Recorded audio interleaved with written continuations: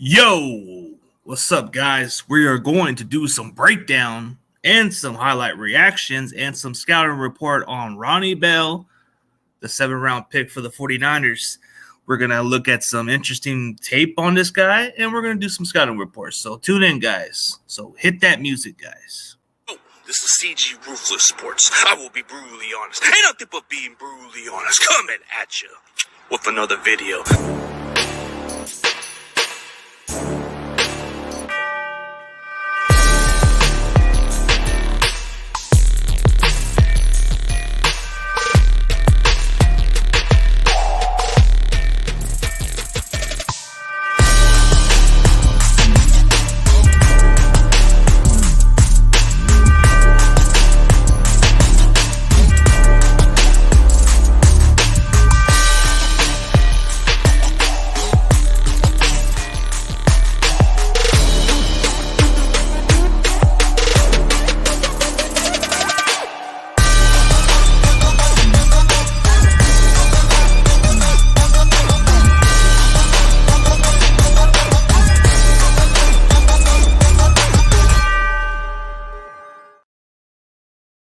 What's up, everybody? What is up?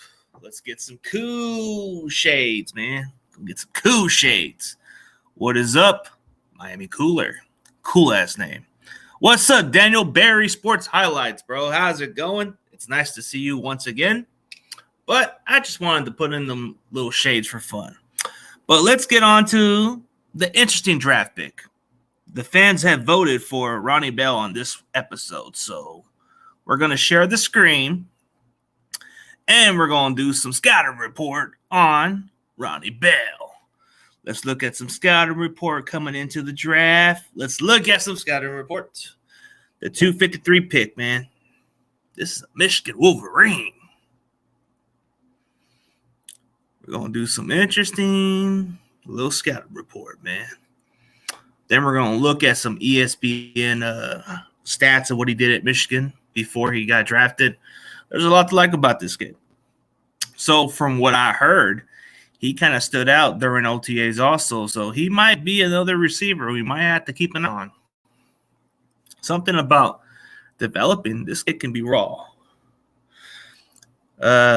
Okay, so he was graded pretty well. So average backup for special teamers, I think he'll probably make the team easily as a special teamer if he keeps on making a strong case. But I think in the long haul, when Jennings is gone, I think you're going to have to consider having this kid on the roster. Okay, so let's look at some player bios. Okay, when Bell's career ended at Park Hill High School in Missouri, he ranked in the top 3 in state history in reception, receiving yards. Only former NFL wideout Dorial Green Beckham and Jeremy Maclin had more of those categories than Bell, but he was Michigan's Offensive Rookie of the Year in 2018. Wow.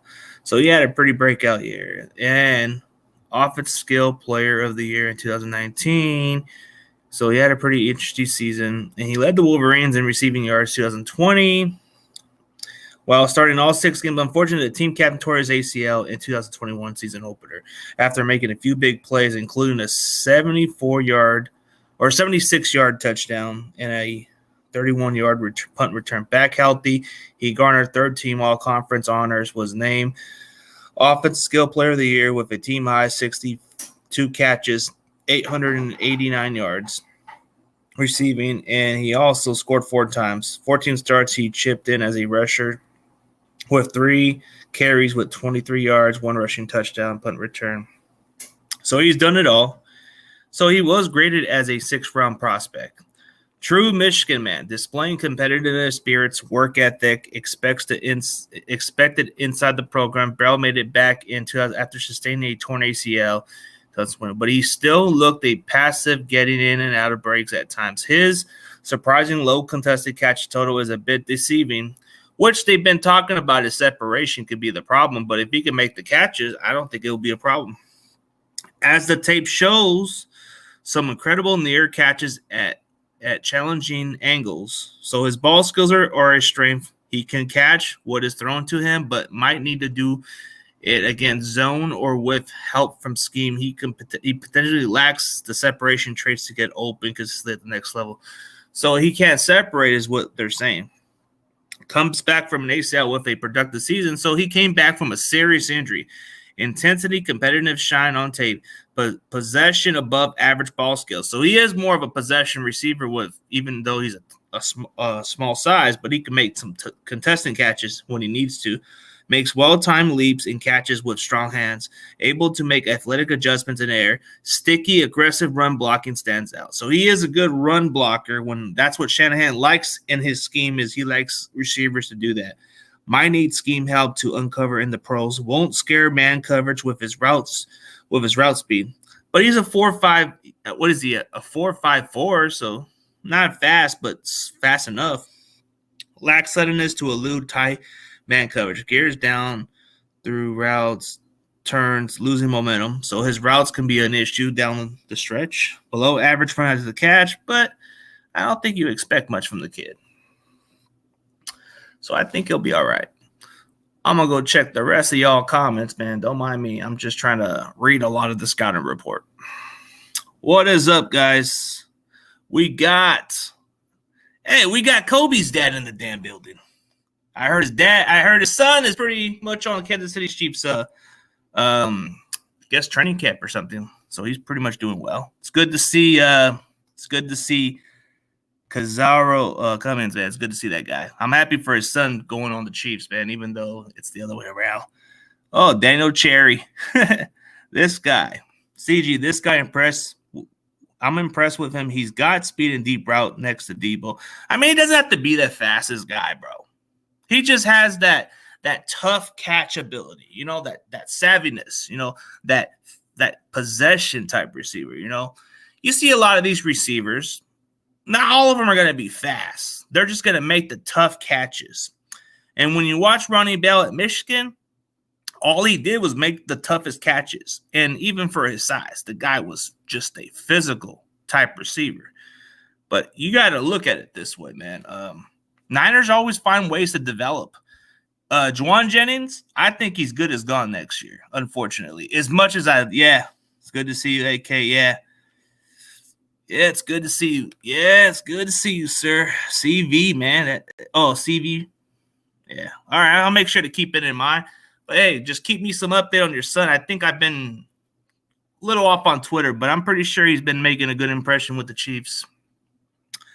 But, it's good to see everybody in the comments, man. But Ronnie Bell, I think he's probably a guy you can probably stash on the practice squad, or maybe he beats out Ray McLeod. Hear me out. Maybe there's something there. But it's hard to replace somebody who could do a lot more. But Ronnie Bell, he's not that slow. Like, I think he's a 4.54 guy. That's pretty average speed for a wide receiver, especially the ones who have game speed. He looks like he can play fast. So Ronnie Bell ain't that bad of a player. So if you want to look at production, I mean, he didn't put up 1,000 in Michigan, but he put up some numbers that were pretty much – he was leading the team in receiving yards throughout the Harbaugh era. You can't deny that. I mean, this guy has the traits, but everybody's thinking he doesn't seem to fit what we do. I mean, I think he's more of a tougher version of what Dante Pettis should have been. So at Michigan, he had 145 yards, 2 touchdowns. 2019, he had about 48 catches, 758 yards, 1 touchdown. So he wasn't quite a red zone threat. So if you look at his stats, he wasn't quite a red zone threat as a receiver, but he made some possession receiving yards. So 2020, 26 catches, 401 yards, 1 touchdown. So like in 2021, before he tore his ACL, that was his catch, and that resulted into a touchdown. And then his senior year, you look at the production, 62 catches, 889 yards, 4 touchdowns, which is his season high at Michigan. You look what you can do with him. I mean, as far as a ball carrier, he wasn't quite used much there. I mean, there's a lot to like about him. As a returner, he could return kicks. So there's something there. So he's pretty decent. Sorry if I missed you guys in the comments, man. I'm trying to like focus on some reactions and stuff like that. But I mean, he could make a strong case for the roster. We could make room for a sixth receiver. You know how that is, man. I'm pretty sure if you cut Ronnie Bell, that's going to be a mistake. It's going to be a big mistake if we cut this kid, because I think when you see this kid play in preseason, I think a lot of teams are probably going to take a flyer on this kid. I think he might be the one guy that you don't want to cut. So I think there's going to be a roster spot for Ronnie Bell, whether it's with us or somewhere else. I think he's going to be the guy that if you cut him, he's going to make it on another team's roster. Unfortunately, depending on how the Niners value the receiving core, I don't see nothing that's going to change their minds, but I really like Ronnie Bell. So let's check out some reaction of the highlight films.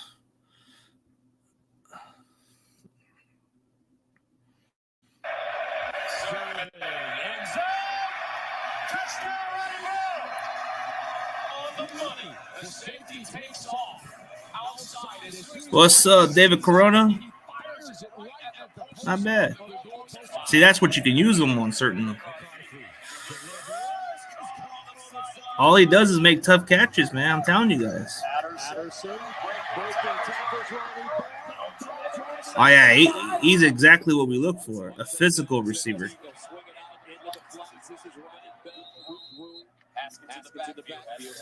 Let's see how he does. But he can block, too.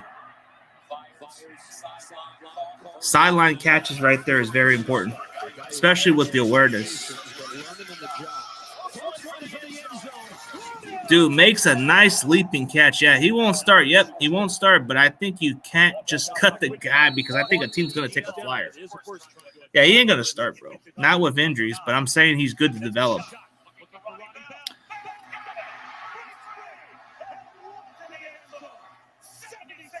I mean, that was before he tore his ACL. This was the season before he tore his ACL. But this is exactly what he showcased. I think he might gain back the speed he had. Oh, yeah, look at that. Dude, he's not going to go down easy. I like his toughness. I'll give him that.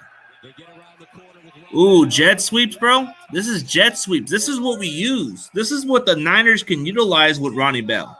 That's jet sweep, dude. This is what we do. Yeah. Not bad. Not bad, yeah. Watch what he does. He's going to catch it. He'll make a contestant catches. Yeah, tough guy. Makes a tough catch. Pretty good.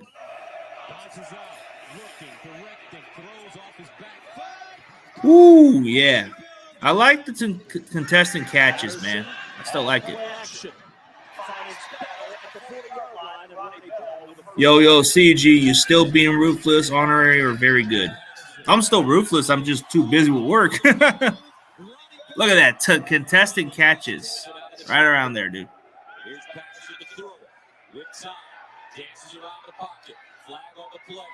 Ooh, that's what you look for. Contestant catches in the sidelines, bro. Ooh. He likes to take tough hits. Ooh. So we look at, man. I can see why they say he's a tougher version of Dante Pettis, because Dante Pettis wouldn't make it tough. I mean, he would make a catch, but he'd be scared. But this guy's not scared of nobody. This guy ain't even afraid of nobody. Just from watching the tape right there. Oof. I don't know. Like, he just shows me some toughness there. I think as far as, like, him on our team, if we can – I mean, I don't think it would be a great idea to cut him, because I think he's going to have a really good preseason, and I think he's going to be one of those guys, yeah, we have enough for him, but he is good for depth for sure. Yeah, that's what I'm saying. But I'm saying he's going to be the type of receiver that if we cut him, there is going to be a team to pick him up, and they're going to find a way to put him on the roster. Yeah. But I think he could be the number 6 receiver. Like, let's just keep 6 receivers just to be smart because, if you cut this guy, are you willing to take a chance on this kid getting cut? Because all he does is make catches. The kid makes, he is a replacement for Jennings. That's what I'm saying. Like, he can be developed. Like, within next year, we better have this kid on the roster because if you cut him, dude, the chances of having him on the practice squad, that would be crazy. I would think Ronnie Bell would be the perfect replacement for Jennings if we don't plan on bringing back Jennings. I think Jennings is going to get some Kendrick Bourne money next year, so I think that's going to be hard to keep him. But I like how we develop these players. But I think for Ronnie Bell, he's coming in an interesting situation. He don't have to just step in and be the starter, but I'm pretty sure there's going to be a team that watches the preseason of the Niners, and if they watch this kid Ronnie Bell play, bro, if he has a great preseason, we better not cut this guy. I'm going to tell you guys right now, it's going to be a mistake because it's always good to have receiver depth. But if Ronnie Bell stands out in the preseason, do you even cut this kid? Let me ask you guys that question.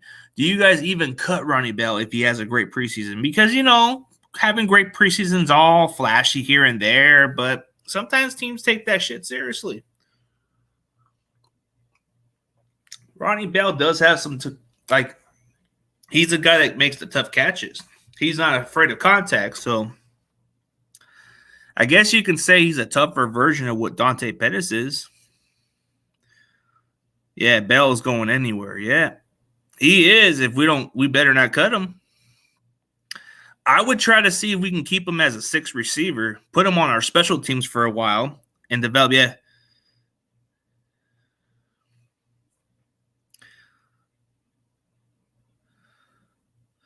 Yeah, Bell's going anywhere, isn't he? He will make the team. I think he will, dude. I think he will. Because you need that guy to replace next year. What's up, Seahawks Eddie? It's good to see you, buddy. Yeah, but as far as all that, man. Hey, Tommy, you guys want to jump on the stream for a little bit? We can do a little chit-chat. I think you guys were on somebody's stream the other day. I'm pretty sure you can jump in, Tommy, if you want to.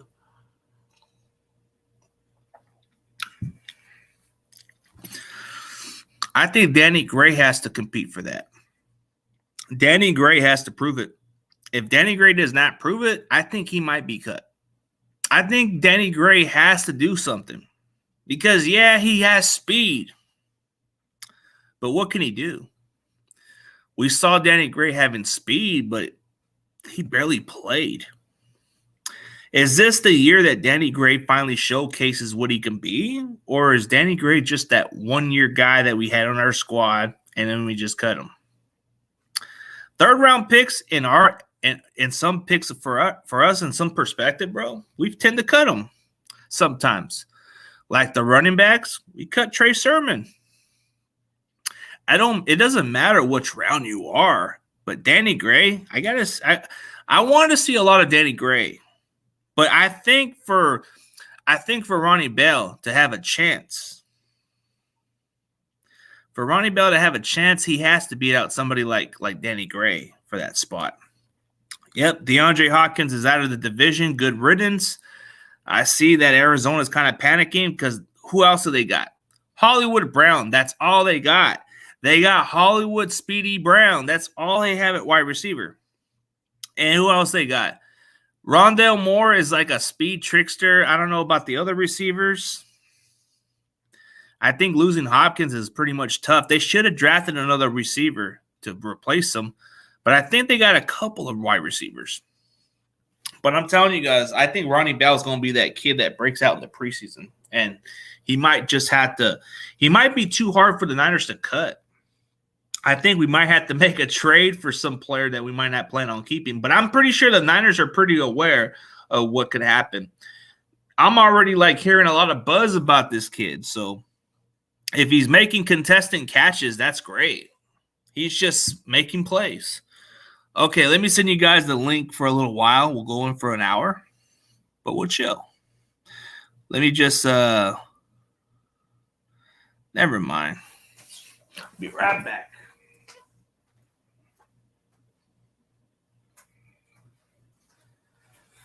Whew. Ugh. So 7 people in the building. I'm pretty sure y'all want to jump in. We can do some chit chats, man. We can chop it up. Woolen out for the season? I don't know if he is out for the season. He just had surgery. He should be expected back from training camp from what I'm hearing. I think he's supposed to return from a training camp if I'm mistaken, unless the injury is pretty worse because he had surgery on his ankle. Oh, you're kidding? I heard something about training camp. But who am I to say, man? Only Eddie would know better. Eddie saying no, he isn't, bro. He's already saying no, he isn't. Well, I heard that he should be cleared by training camp, so that's all I heard. Oh, man.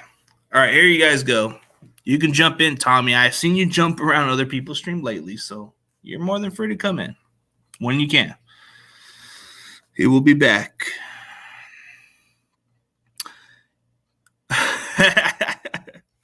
It's kind of funny, but I get it. It's all friendly. Hey, we got Seahawks Eddie, and then we got Seahawks Eddie. What's going on, man?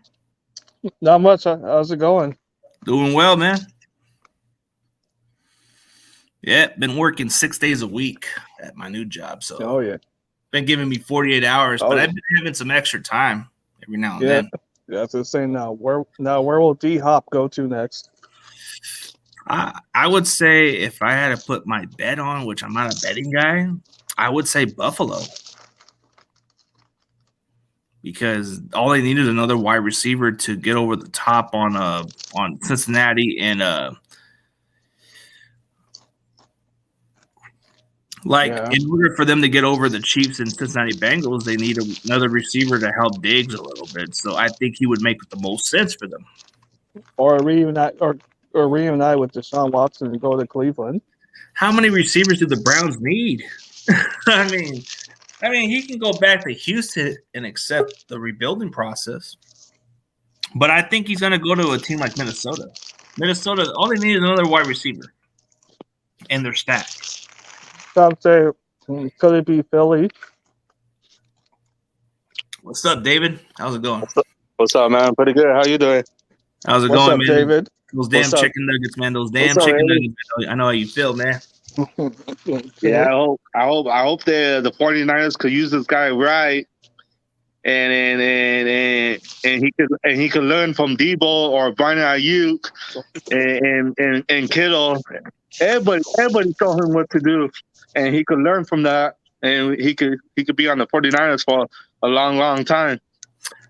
Most of these draft picks we get in the late rounds are always our number 3 receivers, and they always don't tend to stay longer. Like Jennings, bro, I really want Jennings to stay, but I think he's probably going to cash in somewhere next year. So that's why we got Ronnie Bell for. But the problem is, if we cut him, there's going to be a team taking him. So yeah, for sure. I think the Niners need to think twice about this. It's going to be a tough decision, but if they can try to trade Ray McLeod or some other player for some draft pick just to keep Ronnie Bell, that would be smart. Because you don't want to lose somebody that you have your plans with, right? Exactly. Because in that roster, because, when we cut Tariq Castro Fields, I think our plan was to stash him on the practice squad to develop him, but for whatever reason, the Washington Commanders took him. That was our plan. I don't think we had plans to keep him on the roster until next year. And then when we cut him, he got picked off by the Commanders. I think we have to think twice about cutting these players. Because if we cut them, they're going to take them. Yep. Oh, yeah. Can't wait to watch these guys in action at training camp. Yeah, it's going to be interesting on training camp. We're supposed to be battling the Raiders, and I think we're supposed to have a joint practice with them in training camp or something. No. You think the 49ers can beat Pittsburgh week 1? Yeah, I think on the road we've been proven, but I think Pittsburgh's going to be a really good football team, but I think we're still going to give them a fight. So I think Pittsburgh's going to be the real test going into the road, but I think we'll still beat them because all we have to do is slow down We just got to slow down Harris, and then Pickett. We just have to make sure he plays like a rookie again. But I think he's going to make some leaps. I think Pickett's going to make some leaps for the Steelers. But I think we got the cornerbacks to cover their guys. We got the Rams week 1. Yeah, I might go down SoFi's, or I might go down Levi's Self because I got some buddies who are going on the party bus down there. So I might just go down there just to go in the away game, just to experience a different stadium for once. Yeah, I wanna go try that game too, but probably not. This ticket's expensive. Yeah, I told Rudy I might catch you down there. You might need to come down the parking spot so we can chit chat and talk some football over there. Rudy said he might. Well, how much are the tickets down there? There's quite a few tickets that I've looked at SeatGeek. I think there's one that's about. I think the one I was going to pay for was $99, but the taxes it was $138. So I think I can get those tickets. And I know buddies who are driving down there because they got a party bus. So I might just, you know what? I think going into this season, I'm probably just going to attend one game. I just want to go. I want to go to a road game. I don't even know if I have any plans on going to any other games because I have a schedule and I have to stick with it. But I can maybe make one exception for the game for this year. Yeah, because aren't you 4 hours away from LA? No, it's about 3.5 hours. It's just the traffic is different, yeah. Because where I live at, just to go from the Niner Stadium to Santa Clara, it's about 2.5 hours. But if you go down Southern California towards Englewood, that's about 3.5 hours down there. Oh yeah. I think for me, I live in Corona, so it's probably maybe with no traffic, maybe 45 minutes, maybe an hour with no traffic. Yeah. So, yeah, I don't know. Oh, where are you, David? You closer to Levi's or you closer to SoFi? SoFi. Yeah, because I guess he lives in somewhere in Corona or some other Southern California city. That's I'm in the border of Riverside and Corona. Oh, that's where Rudy lives at. He lives down Riverside. Yeah. You're considered Southern California where you are. Yep. Yeah, exactly. Well, I'm gonna see if I can catch Rudy down there so we can do a little interaction, man. Because I remember when I went in Bakersfield, I was like, is this that's the beginning of Southern California? Yeah, it is because once you pass Bakersfield, you're passing towards the Grapevine. And the Grapevine takes you right straight to Southern California. Yeah. I mean, I spent the night out in Bakersfield one time. If you're a wrestling fan, if you stop on Bakersfield, go check out Adrian Adonis' grave. If you're a wrestling fan. All right. There's a grave in Bakersfield that has Adrian Adonis, but you look at his real name, it's on there. Did you see the pay-per-view yesterday? Oh, dude, I was just watching it. So that's why I canceled the Ronnie Bell scouting report because I had the Peacock. So I wanted to watch the rewind because I didn't get a chance to watch it because I was at the flea market just working down there. Yeah. And I heard some mixed reviews and YTC was telling me this is what happened. So I guess I just didn't check the rest of the matches. But I heard Asuka cheated with just putting mist on her mouth, on her hands. And she put it all over on Bianca Belair's eyes or something and made her blind. Yeah, I haven't seen all of it yet, but yeah, I haven't checked it out yet. You know who came up with that mist part but put on their fingers and tapes on there? Yeah, that Chinese guy. Great Muda. Yeah, exactly. She took that playbook off of him because she missed the mist, the blue mist. So what she did is when she had some on her mouth, she went like this. And then when she got a chance to get picked up by Bianca, she just went, bam. So she got the belt now? Mm-hmm. Oh, shit. She won. I mean, I guess technically she did cheat it, but it was still kind of like it could have gone either way. But I think Go ahead. But it made Bianca Belair like, oh. Yeah, and the bloodline's out. Yeah. I think Roman Reigns is going to lose his belt pretty soon, watch. The only problem is here's the issue. Is Solo going to even gonna stick with Roman at this point, even though it was accidental kick by the Usos. I don't think they intended to ruin the match. I think the communication is what really messed it up with Solo, because Solo, I think they were trying to help Solo win the tag team titles. Instead, I think it was Sami Zayn that dodged the super kick and then it hit the Solo Sikoa guy, and it really just broke it down. And Roman's like saying, "What are you doing? What are you guys doing here?" Jimmy, he did kick on Roman Reigns. You know what I mean? After the match, not once but twice. Yeah, exactly. I think it's pretty much over for the Usos. They have to go on their own. But I think Jay's kind of like confused now. He's like, "What are you doing?" Yeah, exactly. I don't know. Jay's kind of like a 50-50 in between. Like, I think he wants to work with the bloodline, but then there's a side of him that doesn't want to. Yeah. And then Jimmy's already going back to the old form where he says, "I should have did what you should have did a long time ago." Yeah, when Roman Reigns and Uso, they had an I Quit match, and remember when Roman Reigns got him and he tapped him out? Yeah, that because he messed with Jimmy. Jimmy was trying to get involved in the match, which Jimmy should have never got involved in the match. I think Jimmy. No, I think he was injured. He had a surgery. Yeah, but the problem was Jimmy should have never got involved. This match should have just went down until somebody said, "I quit." Yeah. The reason why Reigns won the match is because he used Jimmy as hostage. Yeah, exactly. And hey, fellas, I gotta go back to work. Okay, right, man. All right. Have a good one. Right, Hey, we'll probably do some discussion of our division party in a few weeks, man. I'll get you on. Yeah. Yeah. Sorry I didn't come on Monday. I had my last game. That's all right, man. I'm not gonna even do a stream this Monday, anyways. I want to try to spend. I want to spend it with family. So. Oh, okay.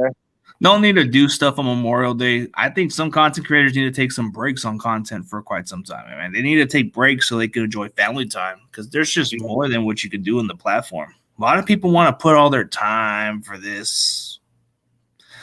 I've kind of taken a little break, and I've kind of actually started to enjoy more of what I have in life than what some people should really appreciate. You know, spending time with my wife was great. Spending time with family was great. Usually I don't spend a lot of time with them, but I'm catching on with them. So there's days I feel like, you know, it's kind of true. I've been too focused on this platform too much. So I got to like step away a little bit just to get a better understanding and start making things better.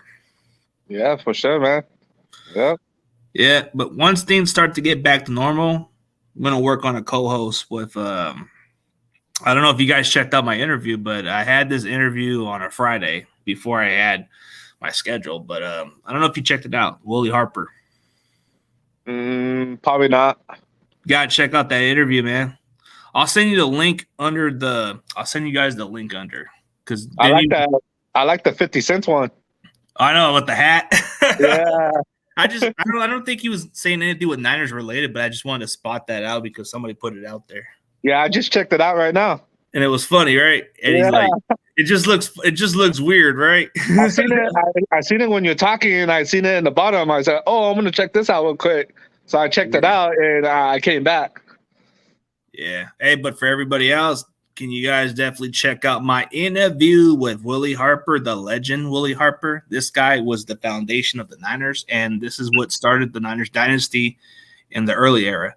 Because in the 70s, the Niners they had those up and down years. But if you watch what Willie Harper said, Willie Harper is probably one of those old school players that you probably get to learn more about being a Niners fan. Like a lot of these so-called newbie fans, you got to know your football history. And Willie Harper gives you the knowledge. Like if you want to know what it was like to be an actual 49ers fan, he even says you have to go through the 2 and 14 days. Oh, yeah. Understand the feelings. And that's what it was for him, too. But he said when he played it his entire career, he got a Super Bowl with it. But he won national championships with Nebraska. When a team, but you got to watch the entire interview. Yeah. Like the entire interview, bro, it's kind of like, I think when you look at the interview with Willie Harper, he gives you the knowledge of what it's like to be an actual 49ers fan in some ways. Hey, can you send it? Can you send it to me to my email? Yeah, I'll get it. Okay. You can just click it in right here. Oh, you could. Yeah, it's right here. Oh, No, but you can probably click it later and check it out. But he gives you the entire history of the team, and he gives you the knowledge. Like this, like out of all the other football players, like I think out of all of them, Willie Harper is like the guy. He's kind of like a professor in some ways. Like he gives you the knowledge of what it was like. is And he number 49? no, 59.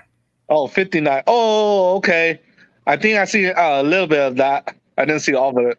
Yeah, but he gives you the knowledge of it. Yeah. Hey, what's going on, Romello Bell? Oh, Romello Bell. Yeah, I don't know who you're talking about, but I like his last Man, name. fucking Lakers, It's Ronnie man. Bell. It's Ronnie Bell. Fucking Lakers blew it, man. Yeah. Why we gotta talk about the Blue It, bro? Those Nuggets. I guess people are hyping them to be what they are, but I guess Boston, or if Boston somehow wins that game, I think Boston would probably just win that damn NBA. I don't think Nuggets are built to win the big one.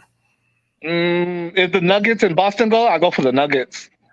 Yeah, I guess because then the Celtics would have the 18 title, but dude, Nuggets are just not built for this. Yeah. Let's be real. They're not built to win the big one. They only won the big one because LeBron was making a lot of mistakes. And the Lakers just weren't quite. Actually, in our previous past, the Lakers have owned the Nuggets in conference championships in previous years, but this year they got us this time. We should have won game 2, 3, and 4. We blew all those games. Nuggets are not built to win the big one. That's the problem. That's what people don't understand. They're not going to have a Dallas Maverick type season. They're not. Yeah. All they got is who they got. Jokic, Boston, or Miami are going to have an answer for that guy. Murray, they got an answer to stop Murray. Yeah. I think most of our guys weren't built as different as they are. Man, I hope Miami pulls it out tomorrow. Come on, Tommy. You know you don't like the Celtics, bro. You hate the Celtics. You even say that the Celtics are the most overrated. He was talking crap about our Lakers. Yeah, but he knows Magic is. So for Tommy, if he had to choose Kobe Bryant, who would he? I mean, if it was Kobe Bryant or MJ, some people would say it's MJ for sure. But yeah, he picked Michael Jordan and Kobe. Did you guys check out the debate between Shannon Sharp and Kwame Harris? Nobody liked Larry Bird personally. I think he was the most underrated guy that most people never talk much about. But when it came to the games, he made Celtics good. No, nobody liked Larry Bird as much. Not like I know a lot of Golden State Warriors who hate Larry Bird. There's quite a few Golden State fans. They think he's the most overrated white player to ever play the game. And they said the Boston was down 3-1 before, so they know what to do. Come back. Not in an 0-3 deficit, no. Now they're tied now. Yeah, it's because it's never happened. It's never happened in the history of the NBA. The Lakers kind of show no heart at the end of the day. So the argument between LeBron being the best, that's out the window now. I think Shannon Sharp should take an L because one, bro, Kwame Brown put you in your damn place. LeBron needed to go to different teams to win championships. MJ, despite what people think of him as a human being, maybe he was a terrible teammate. Maybe there was difference of what he did then. The competition was still legit. It was tough. But when people disrespect MJ and say LeBron's better than him, that's a problem right there. Yeah, it is. I think Kobe is far better than LeBron James. Yeah, for sure. Kobe won 2 NBA championships without big names. Gasol was already he wasn't even in the same level as Shaq. I don't want to hear that Kobe needed a team to carry him, bro. No. Kobe cared. Kobe had very little supporting cast compared to what he had with Shaq. Kobe is the GOAT. Kobe is the best. Kobe is better than MJ. I'm going to say it right now. Kobe is better than MJ because MJ needed Scottie Pippen. But MJ is one of the best. I know Kobe's better than LeBron, for sure. He is better than LeBron. For Michael and MJ and Kobe, to me, in like 99, 96, 97, Michael was doing everything, right? Yeah. But he had a good coach, Phil Jackson. Yeah, but dude, that's what I'm saying. You take away those 3 championships. I said he didn't need. Dude, Gasol was not a big name when he came here. Nope. No, he wasn't. Kobe was the best. Odom was no big name. Odom was Nope. no big name, bro. He was a supporting cast for Dwayne Wade, bro. He was like Dwayne Wade's caddy guy. He was just helping him out, like kind of like that guy. But MJ is the GOAT in some perspective because of the tough era. But I think Kobe is better. Even Michael Jordan even said he's better than him. And if Michael Jordan even said it in respect, why is nobody even talking about it? Michael Jordan even said Kobe's better than him.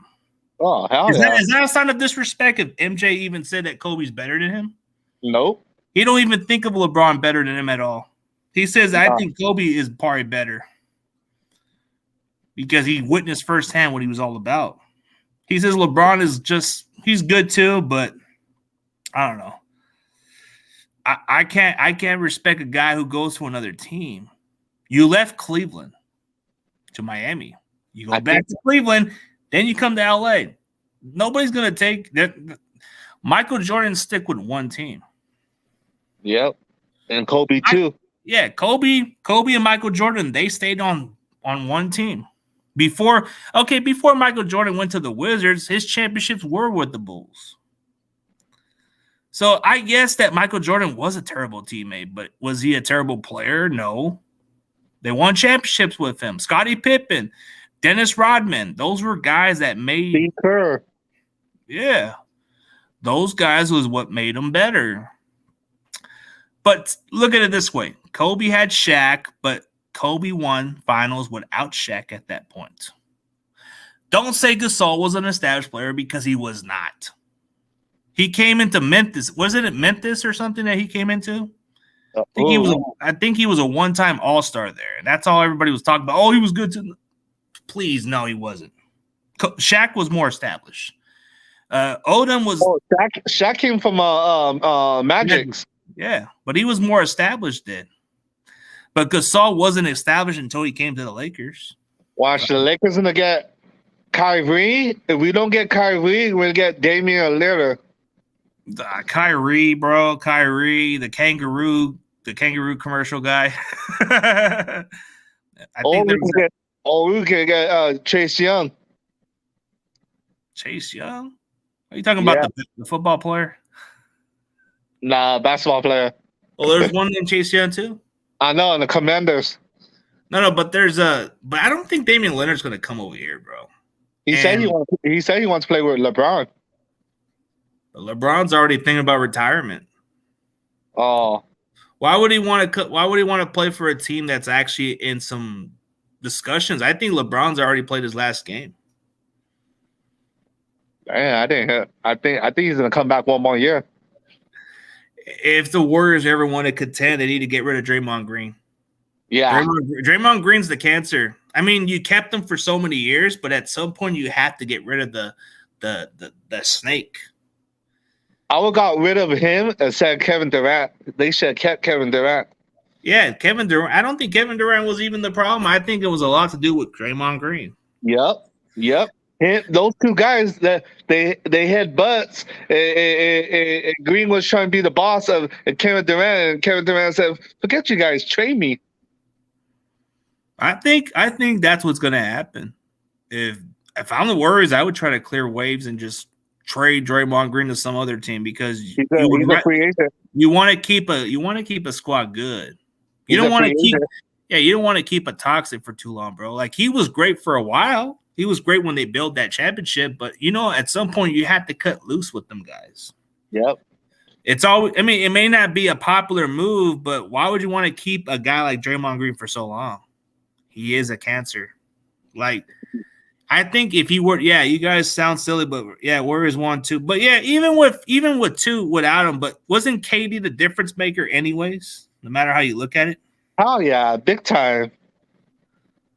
Big time. But Draymond Green's a cancer, bro. Like, come on, Tommy, you got to get it to your head. Draymond Green is a cancer to one. No, Tommy always talks shit about our Lakers. That's your Achilles heels is him. Yeah. I think, dude, you have to face reality. I think Draymond Green is the guy you need to get rid of so you can keep your team together. Yep. Yeah, he joined because he couldn't beat you guys, but he made it. He kind of gave you guys the leap.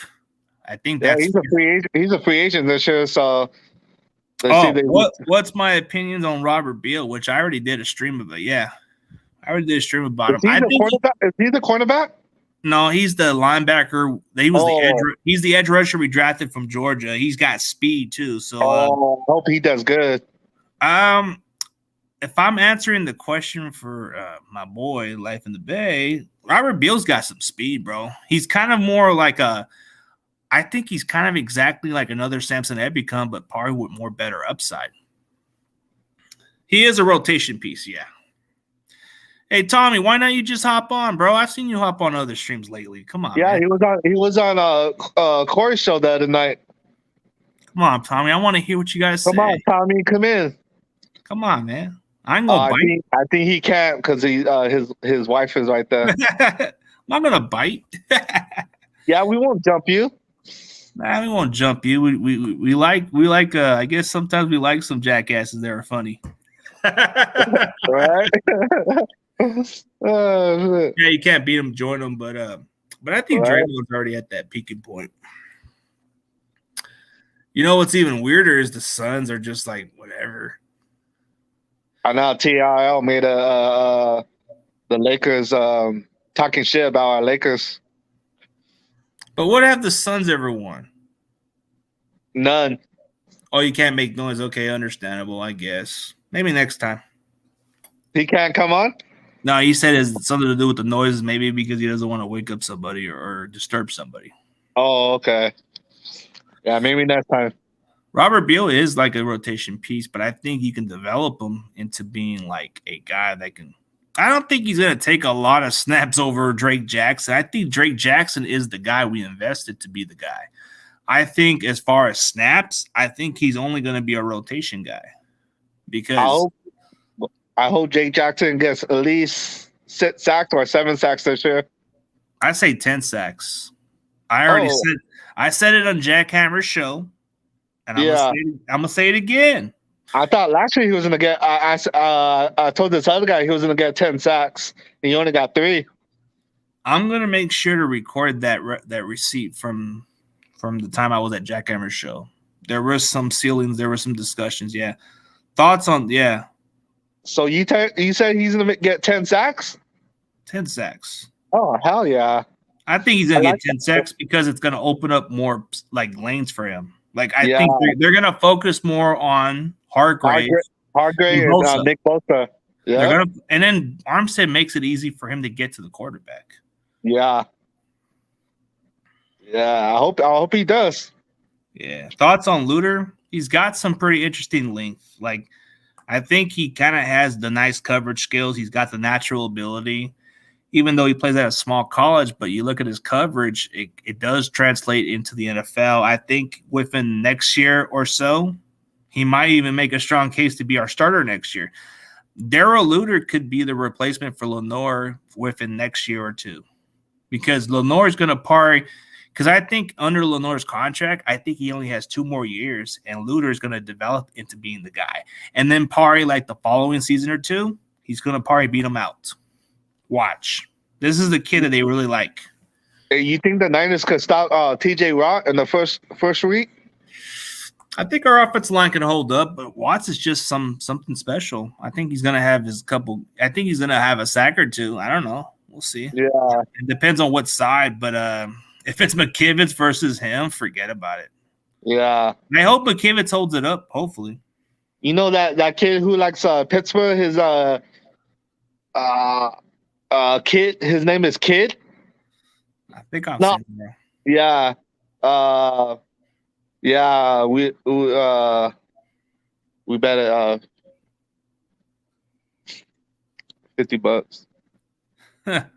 What? You bet him $50? You bet the guy. You bet a kid $50. Yeah. Is he gonna pay you? Yeah, I got his Cash App. Oh, you got his Cash App? Okay. Sometimes they always do this. This is why I don't trust the betting game, bro. Because one, There's a certain somebody who owes me $100 and never paid me shit. Oh wow. That's why I don't bet nobody no more. If you can't pay, I'm not gonna do it. He lives in. He said he lives in Minnesota. No. But I'm talking about like other people. Like, dude, like why even do bets with certain people if you're not gonna pay the debt?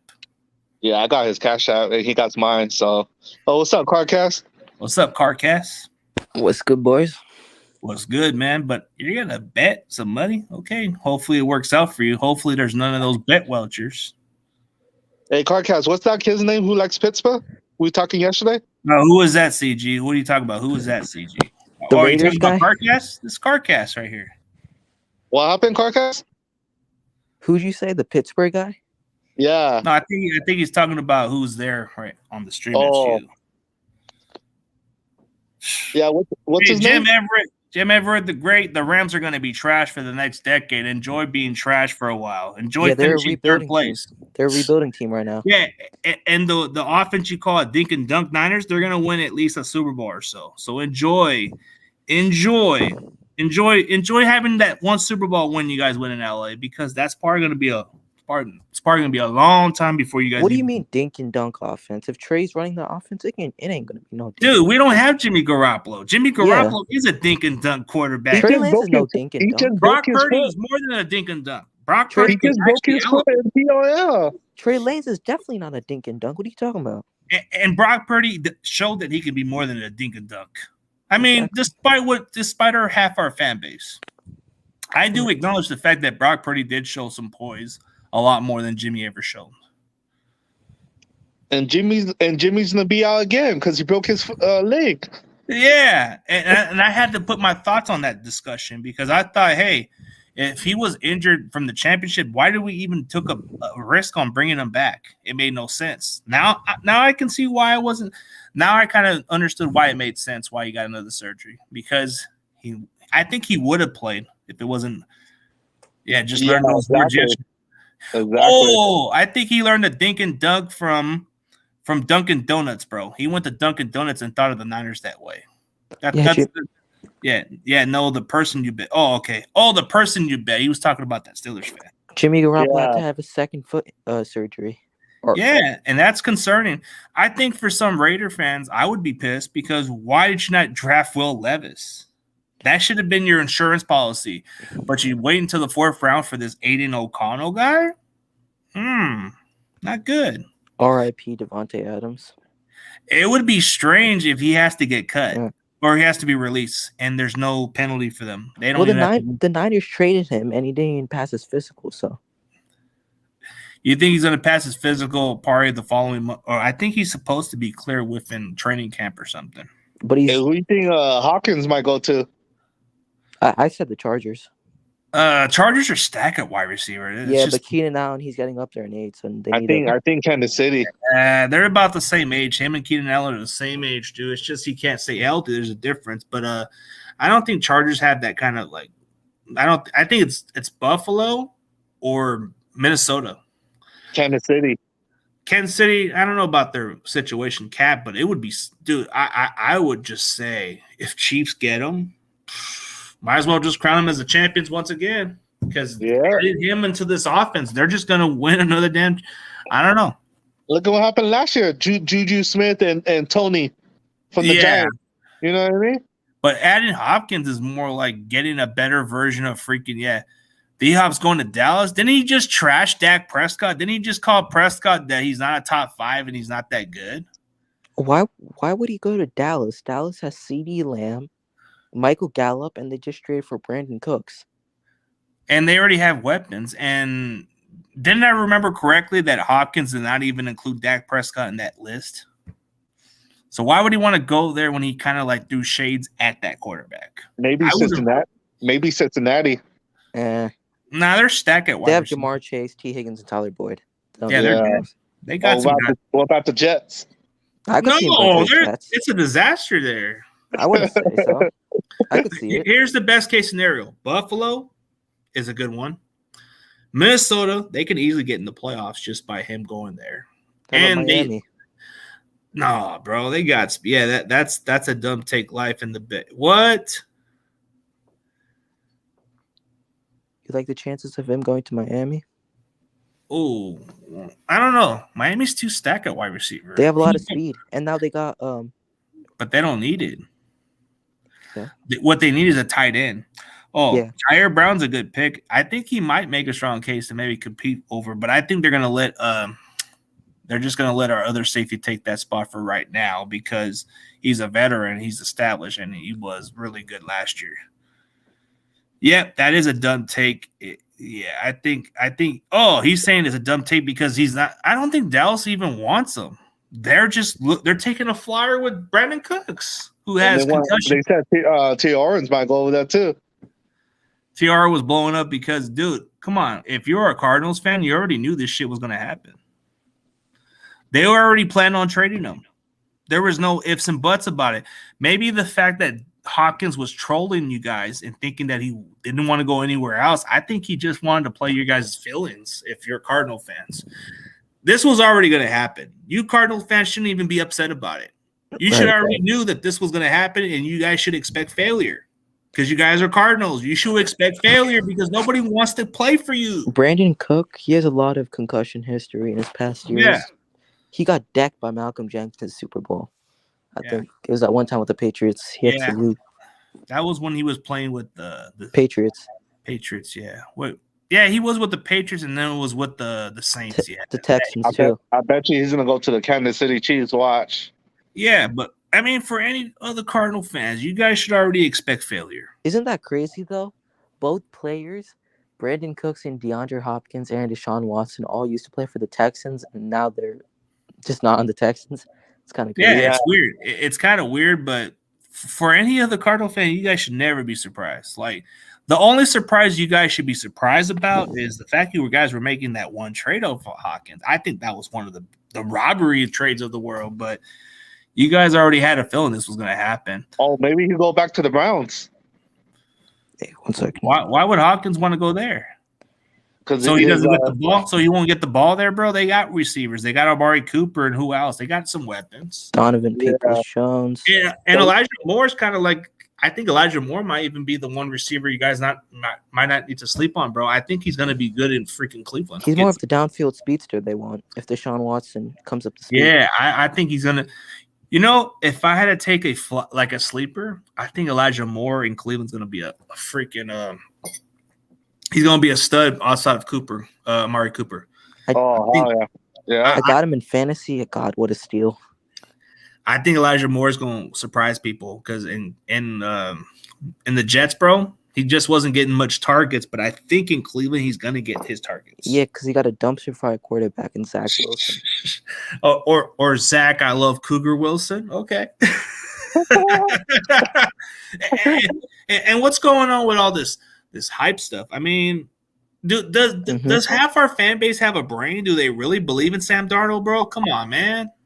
Dude, he fumbled a snap literally in the first day of OTAs, and he I don't know if you guys saw, but it just doesn't take a genius to realize that Sam Darnold is just here to be our backup, nothing more. They're saying he's winning right now over Trey Lance. Is that true? Brandon Allen. False. I've seen nothing that's kind of like stood out from Sam Darnold except dude, even with the quick throws, he makes stupid mistakes anyways. Hold on. Sam Darnold with the third string team did worse than Brandon Allen, who's been like a third stringer for all of his career, never started like Sam Darnold. Did much better than him and looked like a Hall of Famer, god damn it. And this guy, Sam Darnold, can't even do jack shit with the third team guys. Serious right now? So I'm hearing this buzz that that everybody's talking about Sam Darnold being the guy, but is Brandon Allen actually beating out Sam Darnold for that third spot? Maybe. I wouldn't doubt it. Oh man, that'd be crazy. You know, I'll put a take on that shit. I'm probably gonna make a little quick take just to trigger up these little anti-Trey haters and say, hey, I heard that I seen word on the street that Brandon Allen is beating out freaking Sam Darnold. Oh, he did. He did. That would piss him off. And then Trey Lance is already automatically the starter. Right? Dude, because there's no way Brandon Allen's going to beat him out. What if Brandon Allen just becomes the starter? No, I'm joking. That would be the worst. I'm The messing with Pittsburgh you. Man. Steelers will kill us if we had Brandon Allen at quarterback, bro. Well, I'm we get the messing number. with you, We get the bro. number 1 pick next year.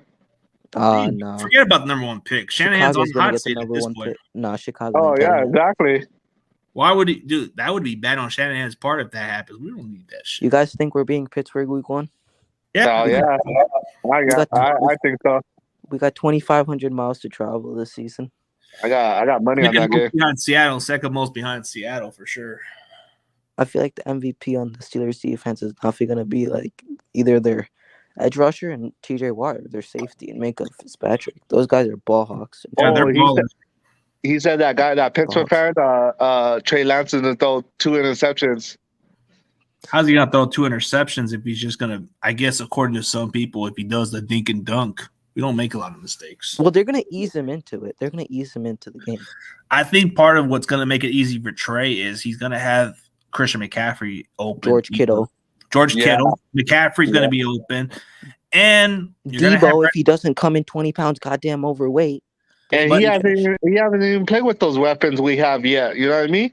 And then you got other weapons that Brandon Ayuk, third down Juwan. Yeah, Juwan Jennings has kind of been building that chemistry with him. So I think the kids predicted is weird, bro, because I think Trey's gonna at least have a type of performance where he's gonna have exactly. But then everybody's thinking we're talking ahead, bro. It's pretty obvious. It's Trey's gonna be the guy right now. I think Brock's gonna. I don't think they're gonna start Brock right away. I think Brock's gonna rest up for right now because even if he is clear, bro, there's a possibility he can be in a setback. Mm-hmm. And if Brock plays and gets hurt again, is that on them? Yeah, because you shouldn't rush him. Yeah, exactly. Yeah, you got to ease him back into the game. And if D-Hop does come here, I'm not saying it's going to happen. It's definitely not going to happen because the Niners just don't do that. They did get Javon Hargrave, but that's different. If D-Hop did come here, I feel like Juwan Jennings is out the door. Slot. Getting DeAndre Hopkins, that does indicate Jennings is out the door. Or just either trade him, but it's pointless, bro. Why would we want to get him? That's what I'm saying. I don't think we're going to get him. But if he does under any circumstance, I think Juwan's out the door. I think we pretty much just make more. I think we have but then having him on our offense, it would be like damn scary. I mean, that's what I'm saying because like you have Debo and some other ways to use on your offense. Debo, Ayuk, Hopkins in the slot. That's just scary. That's just going to be unfair for any other team to face us. And then I don't think it matters who's the quarterback. I think as long as they're able to give the ball to these guys. Oh, I don't think for DeAndre Hopkins, I don't give a damn who's the quarterback. You can underthrow it by 15 yards. He's gone and getting that shit. Yeah, I don't even think he's even deep. I don't even think he's a birder, so I don't think it don't matter. He's got the best hands I've seen in a long time. I'll tell you that. But I think Jake Moody's going to win the first game. Field goal in the last seconds. Bam, field goal. Jake Moody, man, I'm hoping he makes better kicks because Fred Warner pick 6 to end the game. Oh, you know who I got for a touchdown? This is going to be a surprise, man. It's going to be like a little trickery play. The first touchdown? I think first touchdown play, you're going to see a trickery. No, maybe not. I think on this touchdown play, it's going to be like a play where this might be a surprise. I think I want to see McCaffrey throw a pass to Jennings for a touchdown. I don't know. Oh. Just throw it out there. Deshaun Gibson interception. Deshaun Gibson pick 6. I don't know. I want a Fred Warner pick 6. Fred Warner. Or Jair Brown with the blitz gets the sack and force fumble and takes it to the house. Or Fred Warner tips it up in the air and then I don't know. I say Christian McCaffrey got the first touchdown. I think McCaffrey would easily get Javon Hargrave tips it at the line and then Fred Warner takes it for a pick 6 to the house. Oh, hell yeah. That'd be kind of cool. But who's going to be our other starting linebacker? Because you have Warner and Greenlaw. Oh, I know. I heard Oren Burks is in the I think he's kind of like not D winners, maybe Marcelino McCrary Ball. Yeah, I've heard of Marcelino McCrary Ball. I'm hearing his name buzz out a little bit. Oh, we got Mr. McNugget here. What's up, baby? We got Gavin. I think he's trying to recruit a lot of the Warrior fans to join. He even said to let Tommy know that you need to ditch those Warriors to go to the Nuggets. He says those days are over. 2 Notorious Gavin and Notorious Gav only. Kyle Husek's off the team. Winters, bro, he needs to be in better shape. I've heard he was a little out of shape. So he better be in better shape. They're comparing him to Joy Greenlaw. Have you seen Joy Greenlaw without a shirt on? God damn, he's ripped. Yeah, he is ripped, but I think a lot of you guys are sleeping on Jalen Graham. Oh, Yeah, Jalen Graham is somebody you guys need to watch out for. just because you're from a small school doesn't mean you can't produce in the big leagues. Hey, look at Tommy. He's going to go at him with a war and say, no, bring wonders. Hey, but I think Jalen Graham could be the sleeper, but everybody's talking about D Winters. Yeah, he is pretty fast at linebacker, but can he actually catch on like he is? I mean, we'll see. You got to be willing to tackle in this league. Oh, wow. See, I'm telling you guys. NFL. I'm telling you, Notorious is trying to recruit some of these Lakers and Warrior fans to join the Nuggets. I pass on that. I told you, the only Nuggets you're gonna get from me is those KFC Nuggets and those Chicken McNuggets or those Wendy's Nuggets. That's all you're gonna get out of those Nuggets. What do No, you think? John Jay said me, you, and Crazy Juice gonna be Warriors fans in 3 years. Nah. Dude, David Corona, if the Brandon Willis. if the Nuggets win the final, you'll be a Warriors fan for the rest of your life, right? Hell no. Dude, we just Hell no. I don't think it works that way, man. If we're a rival fan, we're not gonna jump on rivals and we just stay on their team. If it's the Nuggets and the Boston, I go for the Nuggets. But if it's Nuggets and Miami, I'm going for Miami. That's the tough part, bro. Because if you have the Celtics, who I hate the most, who like, then again, the Nuggets don't even have a Finals championship, so they get at least one. Then it's like they're the Rams of the damn NBA for once. Fuck. The Lakers. And you know what's even weird is the Rams owner owns the Nuggets. The Rams owner owns the Nuggets, right? Fuck the Rams. No, the Crunkies, the Crunkies, whatever. Like they own the Nuggets. They own the Avalanche for the Colorado, whatever they're called in Denver. Denver, Colorado, Rockies. No, the Avalanches, whatever. The Rockies. No, the Colorado Avalanches, whatever they are. Oh, the hockey team. That's a hockey team. They own. Avalanche. Yeah, Avalanche, whatever. They own those teams. Like he owns the Nuggets and the Avalanches, and he owns the Rams. The Lakers are going to be the new Houston Astros of baseball. Oh hell no! What yeah, I want Celtics to win. CG, I'm messing with you, man. Nah.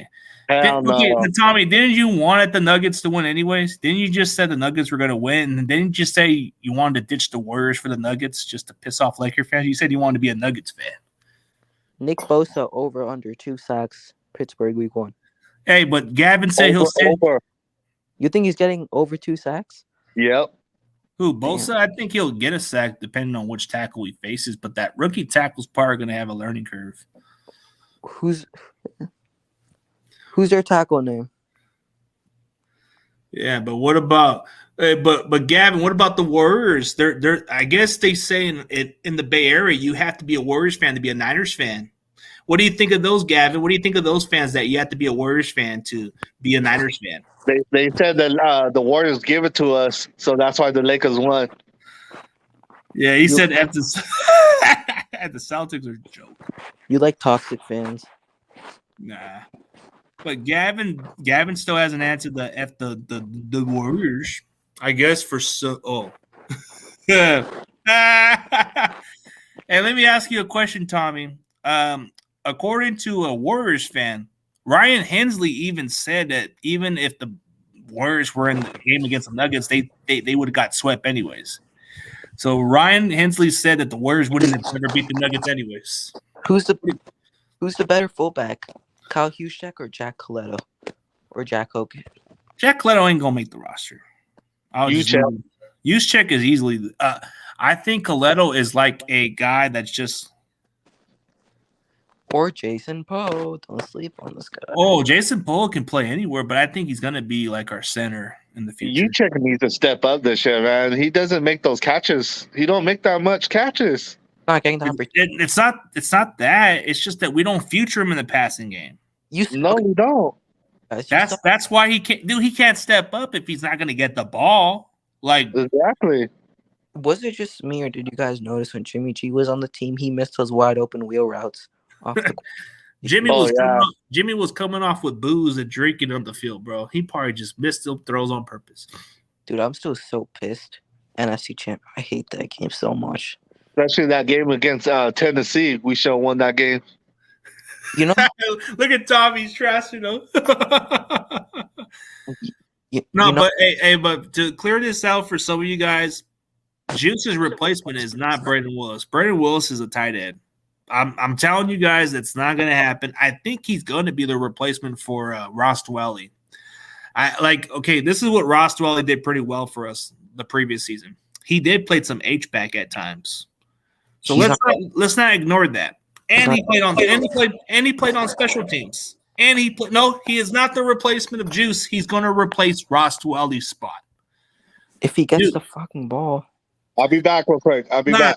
Dude, Braden Willis is too damn tall for a fullback. You have to be at least undersized a little. You have to be at least 6'1" or 2 to be a fullback. He's too tall for a fullback. Ross Dwelly is an H-back, but a tight end. He's okay, this is how you're going to expect Braden Willis. Like, if Braden Willis is going to replace somebody, he's going to replace Ross Dwelly. That's the first step. Because Ross Dwelly, what does Ross Dwelly do so well for the Niners? Catch the ball. Catch the ball at times when he needs to get the ball. But what does he do well outside of that? He's a blocker. And what does he do well also? Special teams. Latu is not replacing Dwelly. He's replacing Warner. John Feliciano. But I'm telling you guys, the replacement, Braden Willis is a tight end, bro. He is not a fullback. I watch a lot of Oklahoma football, and Braden Willis was only used on certain package. He was never like Braden Willis says if you guys checked out his interview, he even said he refers to be a tight end. If they want to use him in some package plays, he's more than happy to do it, but he's not going to play fullback right now. Hey, can you guys hear me? Oh, what's up? Yeah. Hey, salute to, I guess this is Bird Game. Salute. But no, Braden Willis is not going to replace Juice because Juice is more of the fullback. I think Braden Willis is going to be the replacement for Dwelly. Exactly. The replacement. Okay, the one thing that Latu has a chance to get on the field is he's going to replace what Warner does, which is blocking and then catch some passes. But what Braden Willis does better than Ross Dwelly is he's a better blocker and a better catcher. Yep. So that's where Braden Willis can replace. Yep. Like I think Coletta is going to be the Juszczyk replacement, and if we keep him on our practice. Juszczyk's getting old, man. No, Coletta, the guy that we have on our, I think he's probably going to be on our practice squad. I think Coletta is going to be the replacement. But to replace Juice, I think Juice is getting way too old. You know. What? 32 years old? He's not the same athlete or the blocker he once used to be. Hey, who's that? Lockdown Davis? Let's see. That's got to be my boy Corey Davis. Wait, Corey Davis, come in, Corey. Corey Davis. Let's see what's him. Corey. What's going on, Corey? Nothing much. How you doing? Going good, buddy. We were just discussing about the Ronnie Bell topic, and then it just went into this. Hey, look at Tommy. He's already smack talking with the Nuggets. Tommy's the best chef around. What do you think of rookie RBs that we got? Kalen LeBourne, he's making the team. I think the kid from Marshall. I heard a lot of good things about him. What's his? I don't know how you say his name. Like kind of like LeBourne or something. I heard he's another good. And then there's this kid Ronald. How you doing, Corey? And then there's this Cardinal. There's this guy that we drafted, Ronald. Not drafted, but got undrafted from what is it, UTEP? Named Ronald Watt. He looks like a decent pull. What's up, Crazy Juice? Juice is irreplaceable in the locker room. Yeah. But I don't think you guys get the memo. I don't think Braden Willis is brought here to be a fullback. I mean, if you watch a lot of Oklahoma, he was only used a certain package, but he was never used as a fullback. He even said it in an interview that he was never quite used that way. He only was used in a wingback situation. But if they want to use him that way, I don't think he would hesitate. But I think he's more than capable to play any spots. But I think he said he wants to play tight end before he even plays another role. Like, hey Corey, what's going on, man? Who? Oh, nothing much. Yes. I think he wants to play tight end, and I think that's where he's gonna play. He Yep. might it was like if you checks went down, then he might say, "Oh, I'll go in that spot." Yeah, I think he's going to be using a Ross Dwelly role because Ross Dwelly was used that way too. Remember when there was injuries with use check? Who filled in that spot? Dwelly. Ross Dwelly. Yeah, I think that's where Brandon Willis will fill in is that role that Ross Dwelly does. What does Ross Dwelly do well at? Catch the ball And block. Yeah, No, he does not block. block. A little bit.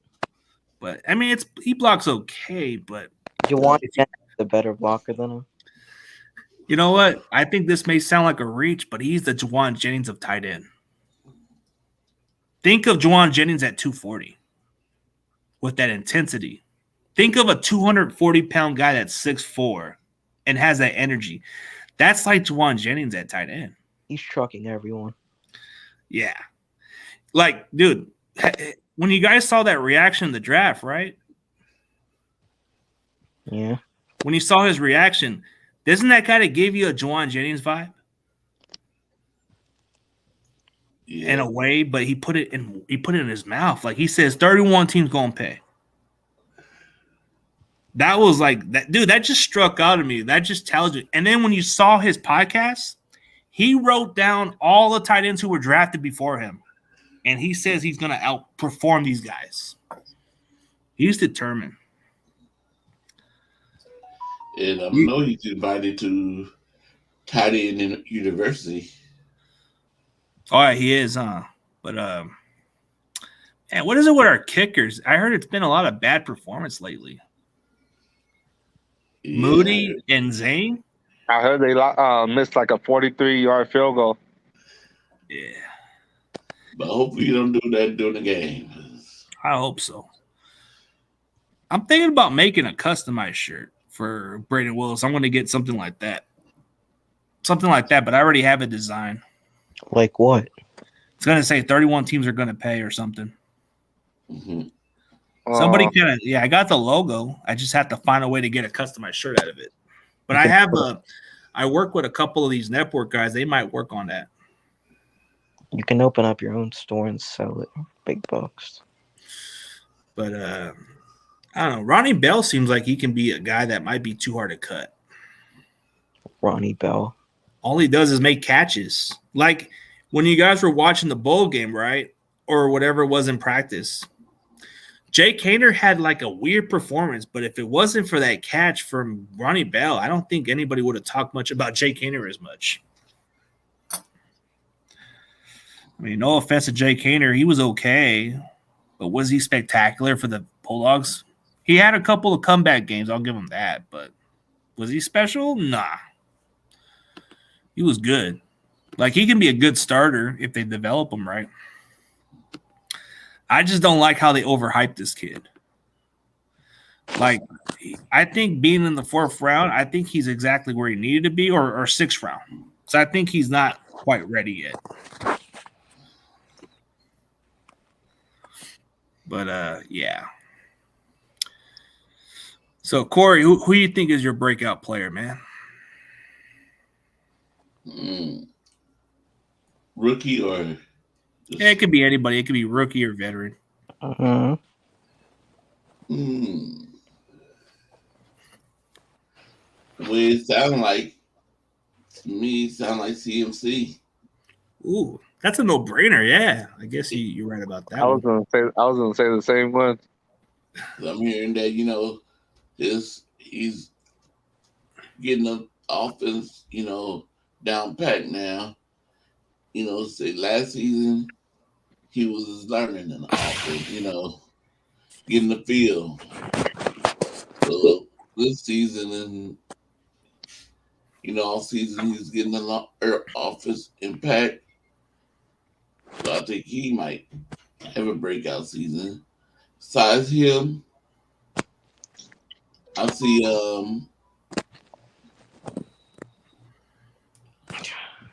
Brandon Finding Ayuk. Oh, yeah. Brandon Ayuk and Juwan Jennings. You know why? 'Cause Why? I think both of them gonna be fighting for a contract next, not this season, but next off season.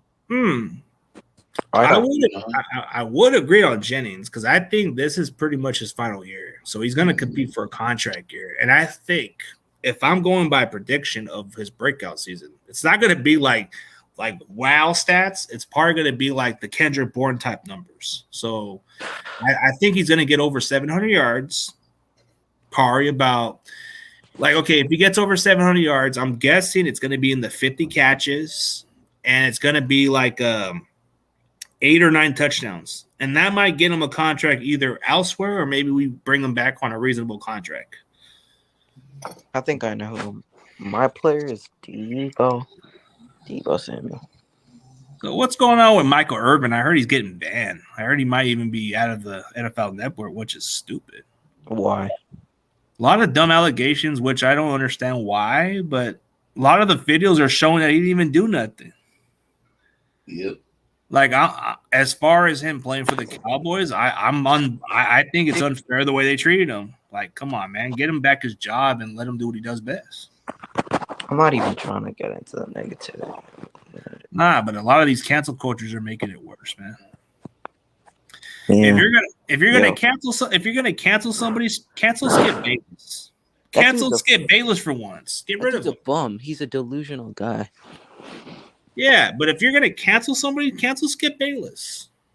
Stop giving this guy a pass.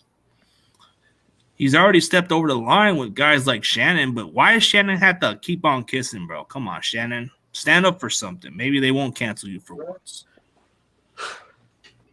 I think Skip needs to go. I think a lot of his takes are kind of like at a point where nobody wants to even watch most of the channels no more. Like Stephen A. Smith, he's done it for so many years, but everybody knows what to expect. But Skip has already gotten worse throughout the years. Nobody wants to work with him. Shannon's only putting up with him so he can get the money. Shit. Like, who wants to work with a 68-year-old guy who acts like a damn child and is bitter? Like, who wants to work with that guy? Would you guys want to put up with that guy for so many years? Nah, fair. I think there's a lot behind the scenes, but I think they're just making it look like it's nothing. But who are we to judge? Yeah, it's the sexual harassment, but if you check out those footage, it didn't seem like it was nothing. It was just a short conversation. He left. That's what it was. So the film showed that he didn't do nothing. Are we ready for CMC to be a captain? I think he will be a captain. I think it's no brainer. What do you think, CG, about the new kickoff rules? I think kickoff rules are dumb. Like, what's the point of having a kicker now? Like, what's the point, right? Isn't that part of changing field position? You're supposed to kick it. Like, dude, why kneel? Come on. Yeah. So what's the new kickoff thing? Like, it's supposed to like I think in touchback you go 25. I think it's already been established already, but I think they're trying to make it to where you don't kick it anymore. Oh, I think it's like if the ball that the receiver kick returner kissed the ball like on the 8-yard line or 1-yard line, and he downs it. He kneels down there. They get the ball on the 25 instead of where they kneel down at. Usually, only way you get the ball on 25 if you go in the end zone. But now is if you kneel down anywhere like in between I think the 10 and the 1, you get the 25-yard line. And that's why I think it's so stupid. yeah, That is a dumb rule. That is a dumb I don't like rule. that. Yeah, I don't like that. Well, that is the rule. So even but doesn't it have to be in the end zone? I can understand that, but in the 1-yard line. So if they're at the 1-yard line, kneel. they're going to be at the 25. Yep. Way to waste our That's damn kickoff crazy. team. Yeah, I'm like, that's stupid. But that takes Yeah, away it is stupid. from a team like, trying to pin the player on the Below 1 the- yard line. Doesn't Yeah. that mean that every the person that catches the ball can just call fair catch on every? Yeah, it could be at the 1 or 2 yard line or maybe below, and they'll still be at the 25 yard And line. what's the point of even returning it? God damn it! So let me see it. It's a protection, whatever. Stupid stuff. They So- take a- Injuries. So they're giving it a trial, so it's not going to be permanent. But I think maybe this new kickoff rule might benefit the Niners. I think this might benefit us to win a Super Bowl. That Maybe. rule may be the beneficial. Because we can't kick it out. Yep, that's right. We can't return it with and past 25 yards, but if we can get it in below, we get okay field position. Maybe the rules may suck, but I think this season it may favor us. You guys think or disagree on that? Maybe. It could. Possibly. I don't know. Possibly, maybe. Possibly. But I mean, too, it's like if you take it away where the strategy of teams trying to pin you down there on the 5 yard line so they can go 3 and out and have you punt the ball, change your field position, Yeah, it is like dumb. you get the ball on the 50.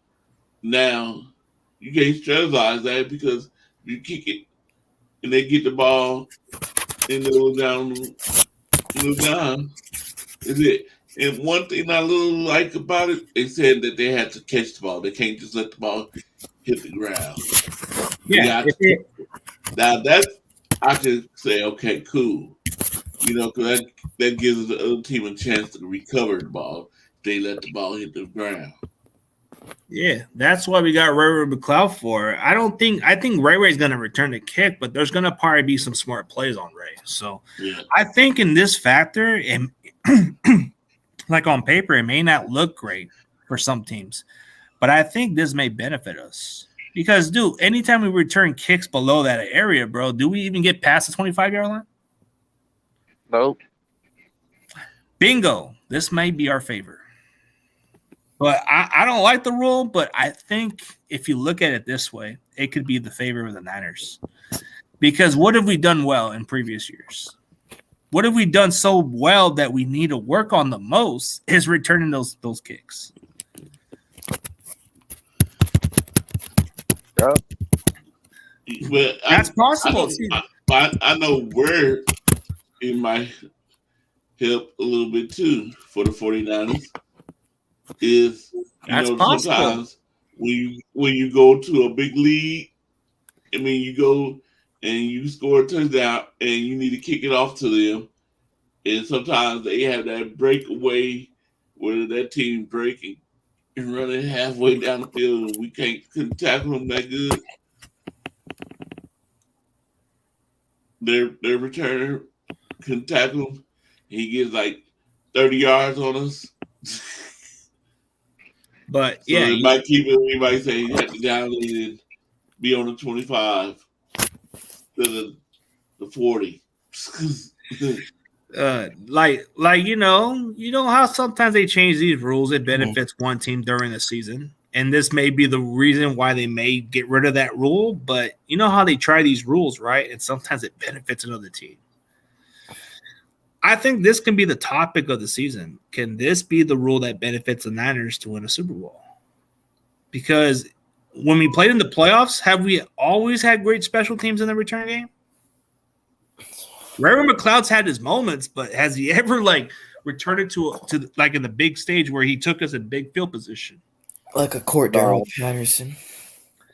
I don't think so, bro. He did it about 3-4 games. He did it. But he fumbled against the Dallas Cowboys in the divisional playoff game. Yeah. But he did it 3. Patriots will find a way to exploit it. They won't even be in the playoffs. That was a classy penalty, though. Hey, aren't the Patriots going to face a fine because they are actually violating I guess they're spy-gating the OTAs. Who does that? Come on, Belichick just retired. Belichick just retired. Robert Kraft. What do y'all think about the Brock Purdy rule? I think it's good. The Brock Purdy rule makes sense because if you're injured at 2 quarterbacks, at least you can have a third quarterback who doesn't affect your roster spot. You can still get him on. Yeah. Like, he can be on street clothes, but if injuries happen, you can just put him on the field. Yeah, it's like the NFL saw what happened to the Niners during the NFC Championship game. Yeah. Remember the replacement? Okay. Remember the replacement movie where Falco wasn't even dressed on game day, but on halftime they got rid of him. It's kind of like that, but except you don't have to worry about fighting that other guy. You can just get him on the field, put him on the street clothes, and he can play. Yeah, I don't got any issues with yeah. that. Ted Ginn was a good returner, but Rara McLeod, we paid him like an okay amount of money, but he hasn't took it to the house. We should use him more like a gadget guy, more end rounds. He had a touchdown on his first carry. We did against the Commanders, that jet sweep where he took it to the house. He had 1 carry and he got a touchdown on that 1 carry. Yeah, but that was what we could have used him I for. wonder what Deion think about this rule. Deion Sanders, the ones that broke to returns and stuff.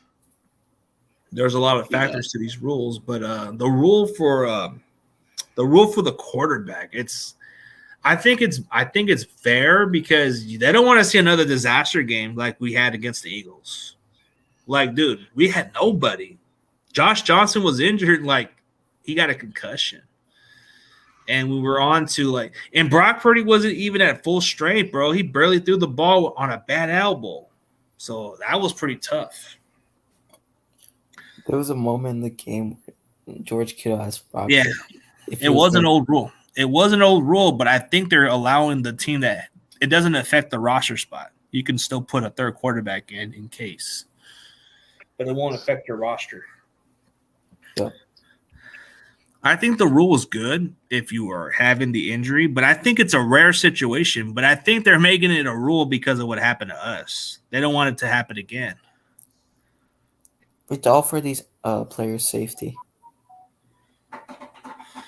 Yeah, Brian Cope has I guess Brian Cope has a point what I'm saying. This can benefit us in some ways. Because look at it this way. We'd have hard time stopping returns. On our special teams, we've given up a lot of yards. Yep, that's what I'm talking about. And I think it favors us more on taking the risk on tackling these guys. We don't have a problem returning. It's stopping the return. Yep. I think that would be the factor. Would kick. But I don't think we have to worry about it because we got Jake Moody making those kicks. And that's the problem right there is we give up with those big returns. There were some costly return games where our special team units were just not – I don't know why they didn't even make the stop, and it came down to Robbie Gould making the tackle, which he should never be in position to make the tackle. For any other kicker, bro, you shouldn't have to be put in the position to make a tackle. You should have your entire unit on you. Yep. This is Brian Cope. Pretty sure What's up, Brian? I think Brian says that it's not – I don't think it's the issue of us making the return kick, but I think when it comes to the punt – does that affect the punt return too? What? No. So it's pretty much the same thing. So if Ray McLeod were to get the fair catch at the 1, it won't be at the 25-yard line? Oh. No, not on the punts. Punts return, you, I believe, is the same. You just – I don't think it's going to So it has to be below the 25-yard line for them to call a fair catch. Oh. Right. Only on kickoffs. Okay. That was the rule I didn't understand. Mm-hmm. There's a lot in that factor, but I think in punt returns, I guess that's okay. I don't think it changes much of the rule. I think it just changes for them to have fair field position. I didn't look too much into it. But what's the point of kicking it if you're not going to make a tackle? It's whatever. But at least it affects less of the tackle for the kickers. So does Brian feel concerned about our kickers, man? Because I don't know. That I guess from the reports, man, both our kickers missed 48 yards or something. Zane Gonzalez is on Jake Moody. So that's right now. Zane's gone for sure, bro. He ain't coming. They're going to take their money on Jake Moody, bro. Jake Moody is the guy with the strong leg. He broke records at UMD. He broke records for college. I mean, college kickers, they don't tend to – I mean, they have some percentage on their kicking distance, but they're not like I think they make up for that once they train harder during that time. I think they It's work different, on. man, from college to the NFL. Oh, Brian Cope's already making a bold prediction, guys. He made a bold prediction about the third round pick. We were going to get a kicker. So I might have to take Brian Cope's Dean seriously, man. I might have to take him. I might have to take his shit serious because everybody was laughing about the third round pick on a kicker. This guy made the prediction. I hope. Yeah, Brian was right. I hope Brian's right, man. Because anybody who was laughing at Brian's take, man, you might need to eat crow on that. Damn, you're saying Moody's going to be Super Bowl MVP. Well, the Niners got to get to the Super Bowl first. He's got to pull an Adam Vinatieri. Justin Tucker. Oh, Rookie of the Year. That's a lot. Oh, wow. That's got to be great, man. We got to get – so that would be our most breakout star is our kicker. But is that kicker going to be Rookie of the Year because he kicked some clutch field goals in the playoffs in the Super Bowl? Okay, I'll take it. But I think the most improved player is Drake Jackson. That's my breakout player. I said it on Jack Hammer's channel, and I'll say it again. If you want receipts when the season comes, I'm going to make sure to save those receipts. Not most improved. When I see Drake Jackson get past 10 sacks or so, I'm going to go on Jack Hammer's little stream where I was involved, and I'm going to look at that other guy who was being a foolish and thinking I didn't know what I was talking about. Because last year, I said Spencer Burford was going to be the starter, and people thought I was delusional. I know stuff. And I'm going to tell you this right now. Drake Jackson has the best supporting cast. He should have 10 sacks, bro. This is an opportunity, bro. Javon Hargrave is going to make it easy for him. Armstead's going to make it easy for him. Bosa's going to get double team at times. So that's where Drake Jackson gets 10 sacks or more. And Burford, the boy's bulking up. He's bulking up. He's bulked up. I'm telling you guys right now.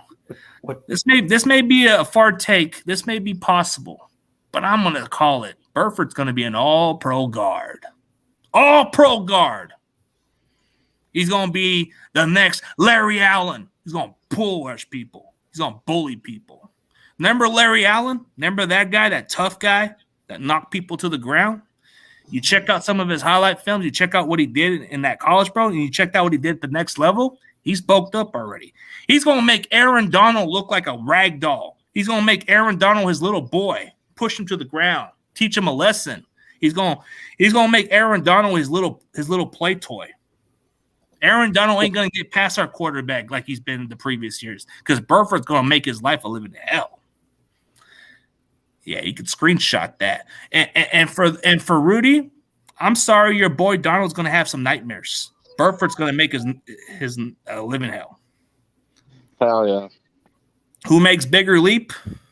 I mean, it's pretty obvious. I say Burford. Jackson's going to make a leap too. But if it's a safer bet and if it's the easiest one, it's going to be Burford. Drake Jackson, he'll get 10 sacks. But is he going to make the significant leap? Yeah, probably. But if I had to roll the dice, I put my money on Drake Jackson. I'm not a betting guy, but Drake Jackson's going to get 10 sacks. Burford, he's going to be a lock for Pro Bowl. So I'm going to say Burford because he's starting. And he's gotten better. Yeah, receipts. Write them receipts. Can Aaron Banks have a repeat? Oh, absolutely. He'll only get better. He looks like he's getting better. But I'm putting give up a sack last season. Yeah, he hasn't given up a sack, but I think Burford's going to play better. I think when it comes to being a mauler, Burford's going to push people. You know what? I might even do some film reaction on Burford. I got some clips that I can check out. I got some clips, and I can show you guys why I'm so high on this kid. Man, I'm not, dude. I'm not always right on everything, but when I said this, people didn't take me seriously. So I'm gonna say this again: Drake Jackson will have 10 sacks, and the guy who said something on the Jack Hammer show in the comment section, he's gonna be eating a lot of words, and I'm gonna be laughing. I'm gonna be laughing at his straight in the face. Yeah. And Burford's just going to be a beast, bro. Burford's going to be the next Larry freaking Allen. He's going to push people. He's going to hurt them. He's going to make Aaron Donald call early retirement. Aaron Donald's going to quit when Burford makes him suffer. Aaron Banks is another guy. Aaron Banks is going to get better.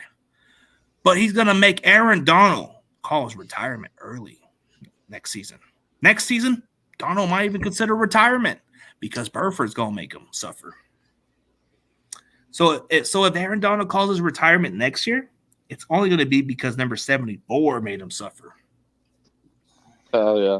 Agree or disagree? Yeah, I agree. Yeah, that mustache. Carcass has that Mario mustache, doesn't he? You know who has that mustache just like him is what's his name? Hold on, what happened? No, like you have that mustache, you and that other guy, I forget his name, Big Play Slayton, you and him have like that kind of thing. Gavin loved my mustache. I shaved that shit though. That mustache. Man, you had that Mario. Yo, I shaved it off. Oh, you shaved it off? But guess what's even funnier, man? What's up? I think we're gonna see some nightmares out of. I think Aaron Donald ain't gonna be a factor anymore. I'm done with that dude. That dude's not even like a threat to us at this. People are saying he's the best player in that. Get out of here, man. But when he plays us, he doesn't do shit. Like No he's facts. great. But I think a much bulkier Burford is gonna make it even worse for Donald. He's not the same Aaron Donald. Do you think he's the same Aaron Donald? You think he's gonna retire because number 74 made him retire? I think Burford's gonna be the reason why he retires next year. Yep. He's not the same Aaron Donald he was against the Patriots in that Super Bowl. And he wasn't the same Aaron Donald then he was like in his prime. He was pretty much unblockable. But you see how our offensive line, they can block pretty well. Yeah. They build the scheme, bro. You can have a scrub guard named Brunskill. He'll look great that game. Brendel. Brendel's another guy, but Brendel's not. No, if Donald wants to get to our quarterback, he has to go after our center. That's the weakest link. I brought him up because you absolutely hate that guy. If I had to choose who I like more, I like Donald more than Brendo. I just don't like Brendo. Brendo's just an overrated center. Just overpaid. He's garbage. But if I had to choose who I had to deal with, I would rather have Donald be on Burford's side or on Banks' side than over Brendo. Dude, I wish we got Orlando. If Brendo jumped off a Golden Gate Bridge, I wouldn't feel sorry for that guy. Wow. I'd be like Jim Cornette, just like how he feels about Vince Russo. That's tough. He's just not a good player. David Corona. Yes, sir. You better ready. I might took your place.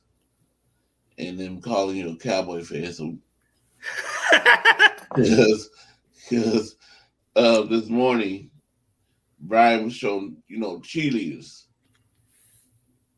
So he showed the Cowboys cheerleaders. And there was one they wearing their blue and white with the stars on it.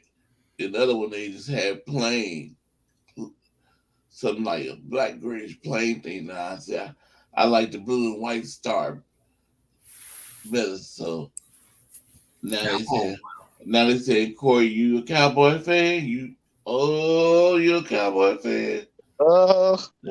Yeah. Let me click that. I said, no. Do you see the colors I'm wearing? All right. I don't wear nothing blue. I mean, it's red. It's pretty mutual. It's pretty mutual with me and Brendo, but he blocked me like a little puss, So until he comes on and shows some guts, I got no respect for Brendo. You should have went elsewhere, you scrub. Elsewhere. You know that David He's my Vince Russo of Jim Cornette. I don't like him. You know, me and John Jay gave David Corona the nickname Jerry Jones yesterday. From now on, I'm going to call you Jerry Jones. Hell no. What's up, Jerry Jones? How's it going? You got the wrong guy. I did not get the wrong guy. Jerry Jones is the old man he's the old man that lost touch for the Cowboys. I don't like the Eagles, but Howie Roseman's a good SGM. Dude, I don't understand how some Eagle fans get like. There's some that don't even like Howie Roseman. He's but such a good GM. He's a genius. Like, there's times I question John Lynch, and I think Howie Roseman's the most genius. He's hella better than John Lynch, bro. Yeah, he is. That's what I'm saying, bro. Like Howie Roseman, bro. He keeps a team together. Like, whether you like him, whether the Eagles like him or not, he did get you guys a Super Bowl. And some of you guys are still shitting on Howie Roseman. You should be thankful to have Howie Roseman. Exactly. The Chiefs GM is also good. I forgot his name though. Brett Breach or something, I believe. Yeah, he's hella good as well. They lost Tyreek Hill like it was nothing. And then the Rams GM's pretty good, but he's been spending too that much. But he's mid, bro. But he's good. Yeah. Like, come on, how many GMs are willing to do that, bro? I'll be straight honest with you. As much as you guys want to talk all the smack with the Rams, at least they had that Super Bowl. I'd rather suck for the next 5 years and with the Super Bowl, the Super Bowl. If it's for all the marbles and winning the Super Bowl, we can suck for the next 5 years. Not me. Win the Super Bowl, bro. I don't care about success, bro. Did we win? Dude, I don't care about the past. Yeah, I don't care about regular season success. Like, you can go to the NFC Championship. Is that something to be proud of? Like, you want to say we got there? No. We need to get to the Super Bowl. You got to win it all. That's the goal. Win it all. I don't like none of this. I want to win this Super Bowl. I want to win the next Super Bowl.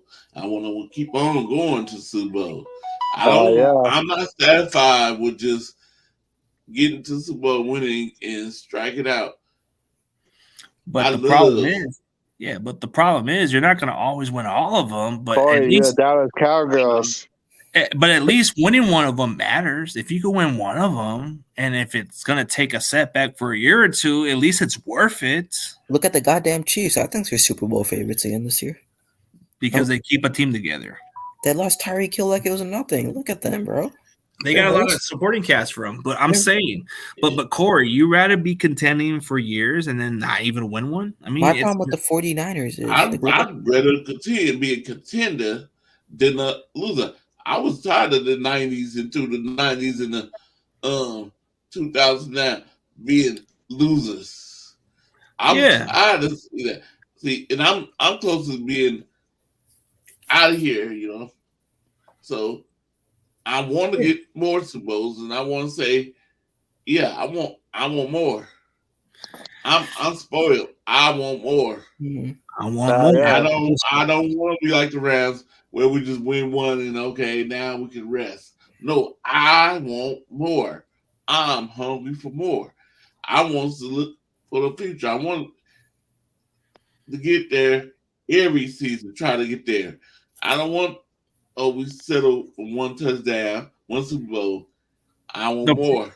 The problem with consecutive winning seasons, bro, what has it done for us? Hey, Tom Brady. I don't care about winning seasons at this point. You have to win a Super Bowl.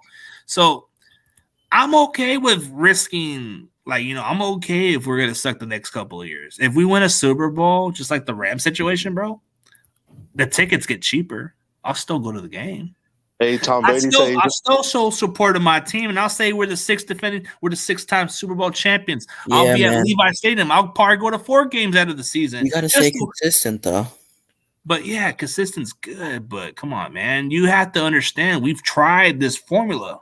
It's not working. Look at the goddamn Chiefs. All they need is Andy Reid, Travis Kelce, and Patrick Mahomes. Look at us. We have all pros at every single position. Yeah, and I get where Corey's saying. Yeah, it's great to be champions consecutively, but you ain't going to get it every year. You're not going to get it every year, but if we that's the mentality. That's the mentality. But if we can cash in and win one, then that matters. Dude, I want to keep on building up, building up to win. But the way we're building it, it's not working. You got it. You gotta trust the process. You gotta process. But you gotta trust it. You gotta trust it. You can't go the Rams route. Mm-hmm. Even though we did go that route one time for Super Bowl 94. Yeah, but the problem we went with Deion, we got Deion Sanders and all that did. After that, we sucked. Well, first of all, 20 years. Yep. But 20 dude, some years. don't we want to end that drought? Don't we want to end that streak drought so we have a new one for other people to? So don't you get tired of the '94 jokes, bro? Because that's all they can bring out of it, bro. Well, I'm not talking about this anymore. I want Cock to get his head out of his ass and through this. I mean, just winning that one Super Bowl, maybe that gives us some momentum. But dude, the way that Shanahan approaches. It's tough. I mean, Brian, I get the point of your season tickets, bro, but I know people who can give me some really good deals out of the tickets. If the Niners were to go into a couple losing seasons, bro, I'd probably go to 4 games out of the season. My friend actually works out of the stadium. It's not the Niners, so that's kind of upsetting. I mean, the tickets get pricey when they're winning. Yeah, that's how I look at it. I think when they start losing, the price goes down. Yep. I remember getting a ticket at Candlestick Park at the season finale against the Washington Redskins. You know how much those tickets cost? How much? $17. Damn. That ain't expensive. That's for a nosebleed, shit. yeah, I'd take it. Yo, well, Kyle's got to get his head out of his ass before we actually talk about Super Bowl. Brian, are we gonna go there, buddy? I paid about $100 for that Thursday night game against the Rams. Wasn't even that expensive. I went there. It was pretty cool, but even though that we lost that game. That preseason game was $50 for the second row section. Who's going to be the Raiders quarterback in preseason? Oh wait, never mind. It's going to be Jimmy. He's going to be back by training camp. Yeah, we got Ward and all that, but we want to win a Super Bowl is what we're asking for. Well, Hargrave's almost 30, so I don't know what he can do. No, we're not whining about it. We're just complaining about we need to win the Super Bowl. Like at this point, we need to win. Like.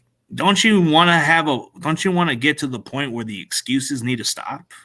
Shanahan needs to evolve better, and I'm not questioning Shanahan. Shanahan has built a team around him. He's taken us to conference championship and took us to a Super Bowl. But we want to get that success, man. We want to have a Super Bowl title. Isn't Deebo Samuel captain? What are yours and Corey's thoughts of Deebo Samuel not showing up to day one of OTAs? That kind of upset me. I'm not gonna lie. But it didn't upset me because I knew he don't really need it. He don't really need to be there. I think he got back in playing shape now. I heard that he was a little out of shape last year, but I think he's actually kind of got back to this. Man, but I felt like as a leader and a captain, I feel like you got to show up. It just shows like that you're dedicated to the sport. That's all I'm saying. But you kind of see how some veterans, they only come when they need to come. So well, Nick Bosa and Trent Williams, they do their own thing, but they show up in tip-top shape.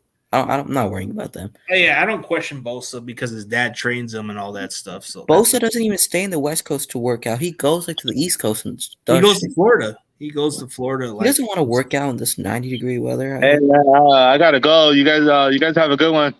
Okay. All right. See you tonight, Corey. Right, yeah. I guess. See you later. All right. See you later, bro. Yeah, dude. I agree with you guys. You know, there's a lot of the standard, but like Corey, I agree with you. I'm tired of losing, but I'm tired of falling up short. We're tired of losing, but we're tired of coming up short. You kind of get the motto. I'm tired of coming up short. I'm tired of being happy in the conference championship. I'm tired of being happy to be in the Super Bowl. I just want us to win the 6th Lombardi. I don't care what it takes to win the 6th Lombardi as long as we get it done. I don't care if it takes a couple of seasons of a setback. As long as we keep this team remaining competitive, that's part of what's going to take because that's how some teams do it. But the Chiefs, they maintain this team because of Andy Reid and Patrick Mahomes. And Travis Kelce. Those are what's keeping players around. That's all they need. 3 guys. We're not going to convince other players to come here on a cheap deal because they're gonna go to the Chiefs more. They don't want to go to us. They're a young team. We got these old guys, and we're spending way too much. We have all pros at like every position. We don't need that many. I mean, let me ask you guys a question. Do you think somebody like Yannick Ngakoue is going to want to take a cheaper deal to come here? No, he'd probably rather go to the Chiefs. I have a question for you guys. Look at the Chiefs. They're not a great roster. Their roster, it's like top 20. But why are they so good every year? Because they built under Mahomes. They built under Andy Reid. Reid just knows. Reid knows how. Referees. Yeah, I'm tired of being tired, just like that. After they pay the referees. So you think that's what the factor is because they paid referees? Then why not we pay the damn referees? I'm just kidding. Their division sucks, yeah, because the only team that gives them problems is probably the Chargers, but they're not even that good. They choked to the Jaguars. Like, how do you choke on a 31-point lead? Like, I don't get that. Asante Samuel, he balled out. Give him credit.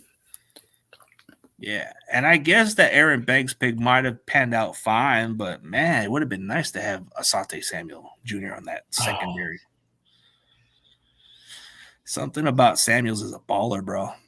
He had 3 picks in the first goddamn quarter. Jesus. Can you imagine Can you imagine what we could have had with him on the secondary? And Hufanga. Dude, it's like we keep missing out on him, but I guess Aaron Banks was good in that cause, you know. He was a pick later than Banks, right? Right after. He was a pick later. No, wait, no. Asante Samuel was a pick.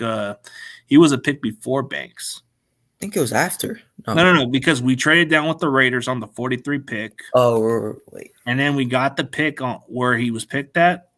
And then he was picked before. And then by the time the Chargers drafted him, we were on the clock next. Mm-hmm. So that's what happened. I was so pissed about that pick. But if Banks turns out to be as good as he is, then I'm cool with it. But Banks has turned out pretty well. Like, Banks has only given up 1 sack, or probably didn't give up any single sack, if I'm mistaken. He had the best I think he had the best overall grade. Like, do you guys miss Laken Tomlinson? No, I guess not. We forgot about Laken Tomlinson. Remember how good he was with us? Yeah. Aaron Banks makes us forget about him, right? Yep. Did we actually talk about Tomlinson since he's been gone last year? Nope. That's what we like about Banks. I guess Banks makes us forget about him. Banks is a bigger version of Tomlinson, but I think he's at least more bulky and he fits pretty well with the way we block. And thanks to Banks, I got to go backstage to see the 49ers. Oh, so you have connections with Aaron Banks? My cousin did. Man, you got to get Aaron Banks on your show one of these days, man. He went to El Cerrito High School, and then my cousin played for El Cerrito. Well, you got to get. Hey, you might need to get him on your show one day, man. You got some people, you got connections. You got to get him on your show, man. Get him on your lockdown show. Yeah. Hey, did you check out my Willie Harper interview? Yep. Man, that guy he was talking good football about how the history was.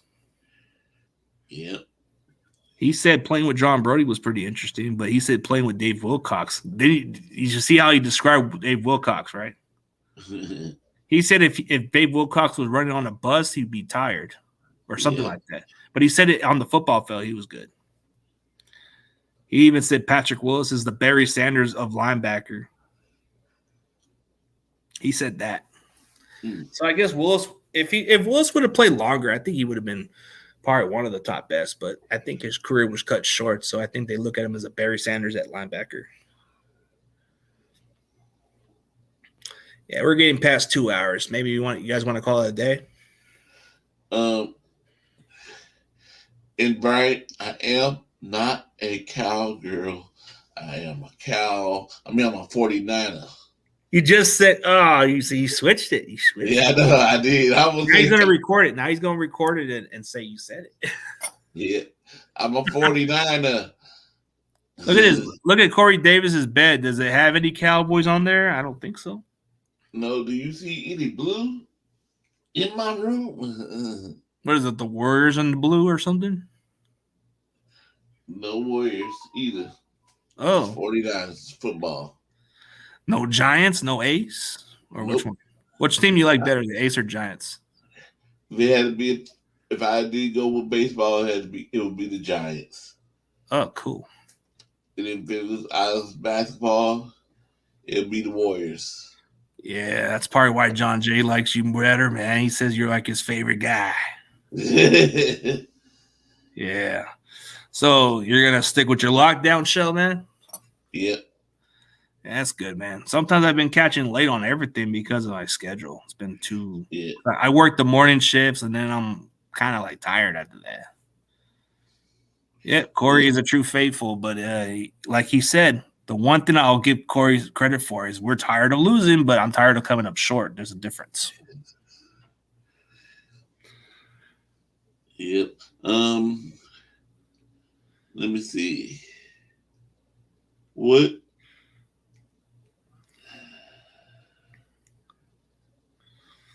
If you could choose a quarterback, this is question. Okay. If you could choose a quarterback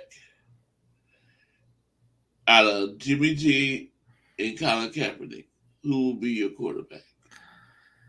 Well, I know with Colin Kaepernick, he's going to be healthy.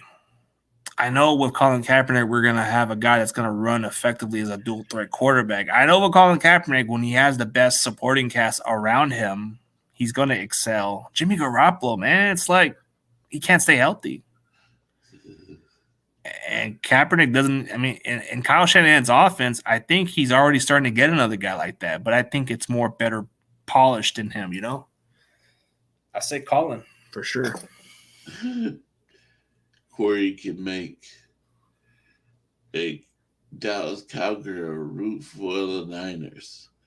Well, my mom kind of roots for us, but even though she's a Cowboys fan, but she kind of roots for. I think she's starting to I think she said that she likes Trey Lance better than Dak Prescott. Then you can make David Cronin's wife into a Niners fan. Well, is David Cronin's wife a fan of the Raiders or Rams? Nah, she's a fan of the Cowboys, I'm pretty sure. Yes. Oh, wow. I think it's all his best receiver was Crabtree, but just imagine Deebo Samuel and all those weapons, bro, and Kittle just like another Vernon Davis, and Christian McCaffrey as his weapon, bro. Wouldn't he be kind of unstoppable? Yeah. He didn't have too much of a supporting cast of receivers. Like all he had was Crabtree and a Randy Moss who was like way past his prime, and all you had was Vernon Davis, and Delaney Walker was already heading his way to Tennessee at that point. So he had a fullback that was okay, but not like Juszczyk great, you know? Yep. And the defense was very similar, but more damn scary. Would it be different if wouldn't it have been far different if Colin Kaepernick would have been like on that squad, bro? I think he would have took us further. I think. What happened, man? Can you hear me? Yeah, I can hear you. I'm on my earbuds, so I'm like running. Yeah, I guess Corey was asking a question. Who would you rather have between Colin Kaepernick or Jimmy Garoppolo? Who would you trust more? Cap. Can you imagine those? Can you imagine what he had with Shanahan's defense, bro? I think he would have already been too. This is what we're hoping Trey Lance could be. Yeah. Cap had a slow windup, like a pitcher. But I'm pretty sure with those deep passes, it would have worked pretty well with Danny Gray.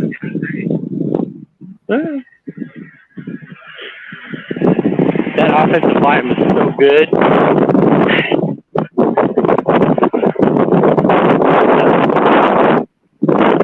Harbaugh year. A lot of static. Man. Hey, did you check out the Kwame Brown shit? I thought that shit was funny when he blasted on shit. That was hilarious, but I don't even know who that is. He was a bust in the NBA. Kwame Brown.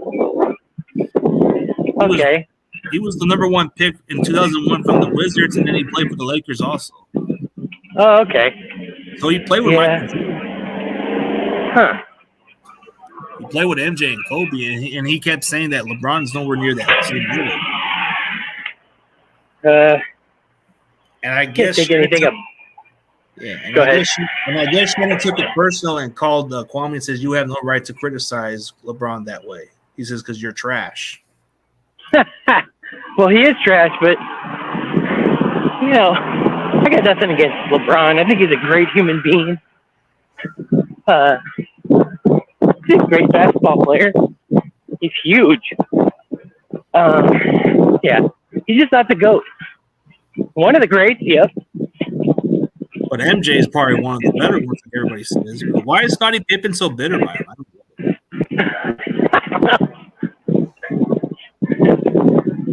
I heard something about MJ's son hit on his wife or some shit. I don't know if that's true. Probably. Because LeBron, he doesn't have any of that drama. He could hit anything he wants, but, he's faithful. That's a good man right there. Does a lot for his community, and that's what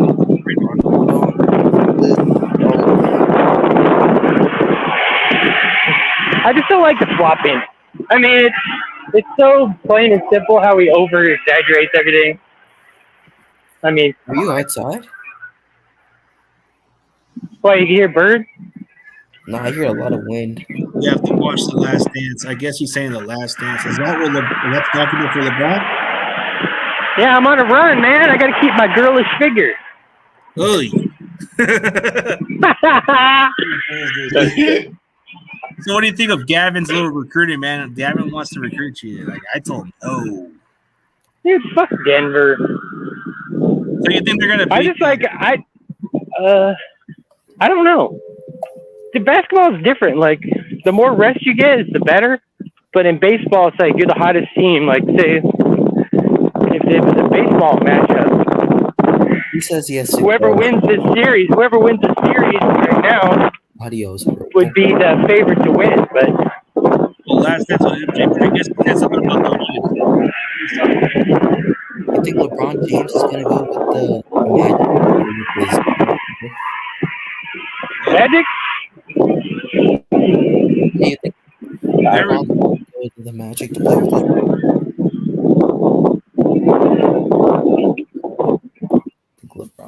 So for MJ, I think when he didn't have too much of a stacked team, he got his first.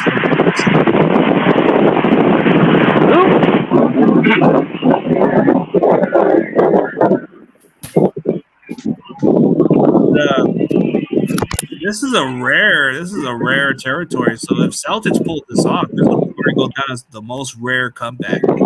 Yeah, I think maybe it's rigged because they definitely want something. But if they go ahead. You think they're building this up as a Celtics? But they're really hot right now. I don't understand what's happening. You know what it was? I think the Celtics, they weren't playing their game, so now they're starting to play their game, which is hit those threes, kind of like how the Warriors are. And when they're on. You can't stop them. So yeah, that slow start was questionable, and you would think, hey, they'd be out, but man, I didn't see. Hey, you know why they're winning? Fucking Protect jinxed it, dude. Remember that short video he did? Yeah. He's like, dude, the Celtics suck, man. They're getting swept. I'm like, I just like, oh, okay. Well, the Celtics avoided the sweep, and they still have a chance to win one more game to advance, but that would be the dude. How is it tied? I'm just like, what? The Celtics are really that good, like I said. Like, they're unstoppable when they're doing everything they need to. When Tatum doesn't start to fall asleep and disappear like a fart in the wind, like a Mark Cooper in the fourth game.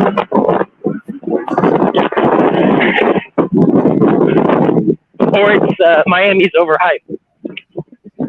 Yeah, I think they're getting too relaxed. They were playing hot earlier. They were playing really good in those first 3 games, and now they're just slowing it down. Yep. Butler isn't playing up to his level. Maybe he was listening to his own hype, and he just got off. Yeah, that Jimmy Butler.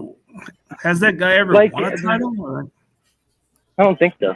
But when you get your ass whooped like they did, what was that, game 3? It lights a fire into your ass. And it really made them look at themselves. Like, we need to do something.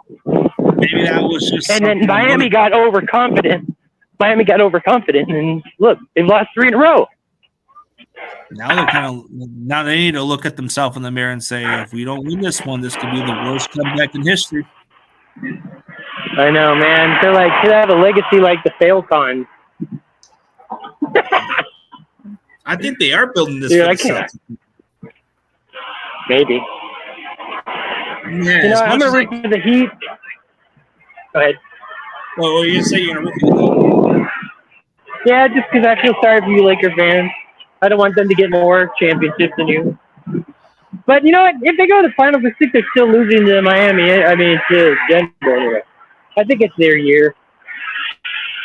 You think Denver will have the answer to stop the Celtics?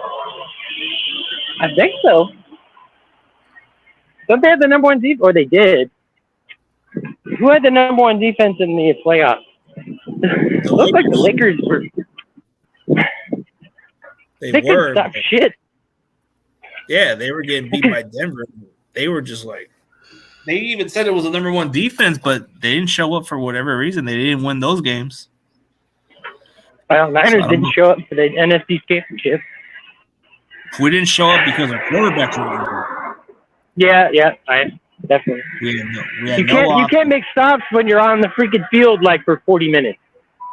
Yeah, because your defense gets worn out and tired. I mean, look at that. The rush defense just got manhandled. We're like, Miles Sanders isn't even that good. How many fucking rushing touchdowns do we have? 3? It's great. Touchdowns? I thought it was it was 2 at least. Tommy, dude. Steve says you suck. Who? Nah, Steve. Stevie. Little Stevie. Yo, Steve-O, the guy who looks like he waked and baked every day. He's got his picture of his chihuahua in the comment section. No, but I've seen him on, he's been on Brian's channel or whatever. It was in the morning. I'm like, dude, this guy fucking waked and baked. Hey, come on in, Steve-O. Let's see what you and Tommy guys. Steve-O, sure I get up in the morning and I run. I don't smoke Mary Jane, baby. Mary Jane. I'm in love with Mary Jane. She loves me just the same. CD. What's going on, Corey? Do you think Arizona's taking the season since releasing Hopkins? I think they're definitely tanking. Dude, they're eating $22 million in cap. They're tanking. They want to get Caleb Williams. You think they're tanking? You think the Rams are going to do the same and tank for Caleb Williams, or you think it's false? A lot of Rams fans are even saying we're going to suck another year just so we can get Caleb Williams. You believe that crap? Drugs are bad, okay? Yeah. Ooh. Always black. Black as night. Mary had a little lamb. The fleece was black as coal. But Caleb Williams, I don't know, man. Like, there's just a lot of hype on this kid. It's like, we'll see. He's definitely going to be a top draft pick next year, so any other team's going to take a flyer. Oh, Tommy. The Eagles coming. Hello? What's up, Steven? Hello? Hey, Tommy, that was just payback for always calling us fairies. That's cool, man. I know. That's so funny. It's freaking. I thought when I was in kindergarten, I thought fairies meant a guy with a long beard because it was in 5th grade. God, that was so great. Where are you at? Oh, I'm on a run. I'm on a run right now, and I guess there's a freaking festival going on. The Art and Wind Festival. Yeah, maybe I should mute myself. What? you got over there. It's like the wind or something. Yeah, you guys talk. I'm gonna listen. All right. Yeah. All right. I guess he'll stop for right now. Yeah, he's got a lot of sounds. Must be in the reception area. What's the topic?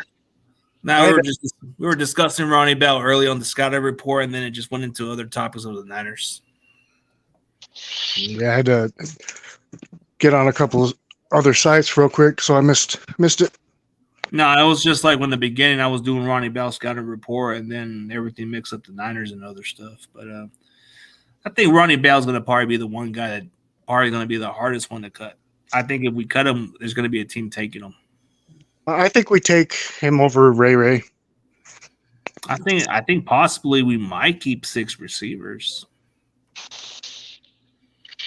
Or we trade Ray, I guess. I don't know. Or does Danny Gray become the odd man out? Well, because the kickoff thing is going to change a lot of positions where you can actually have more depth thinking, because we're not going to need a kick returner, you know what I mean? And I don't know if the rule is if you catch it if you can still run or not, if you catch it within the 25, or it's just automatically a touchback. If you got to call a fair catch. If you don't call a fair catch and they tackle you, get the ball right there. But they call a fair catch, and then they get the ball on 25. But if they run it and try to, they try to run it, and they get tackled, they get the ball where they got tackled. Yeah, what do you guys think about Gruden coming back in the NFL? How do you think Louisiana's going to treat him? Or is he going to be available in the media? Or we think? Is that legit that he is coming back as a coach over there? Man, I thought he was banned. No, he's a QB coach. I don't know his exact position, but he's basically a QB coach for Carr. I don't know what they're calling his position. You know, he's just kind of there at the facility. That's kind of interesting. I don't know how the NFL is going to handle it, but I guess the Saints aren't violating nothing because he is considered a coaching guy.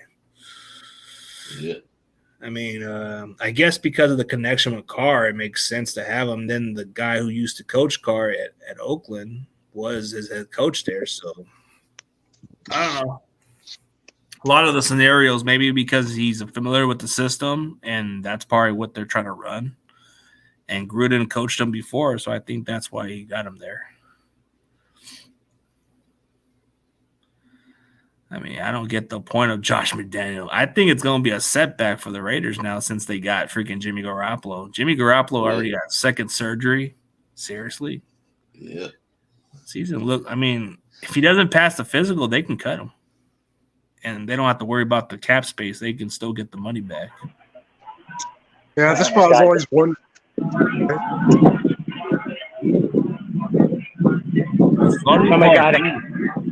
Funny part is there's no available quarterbacks out there now.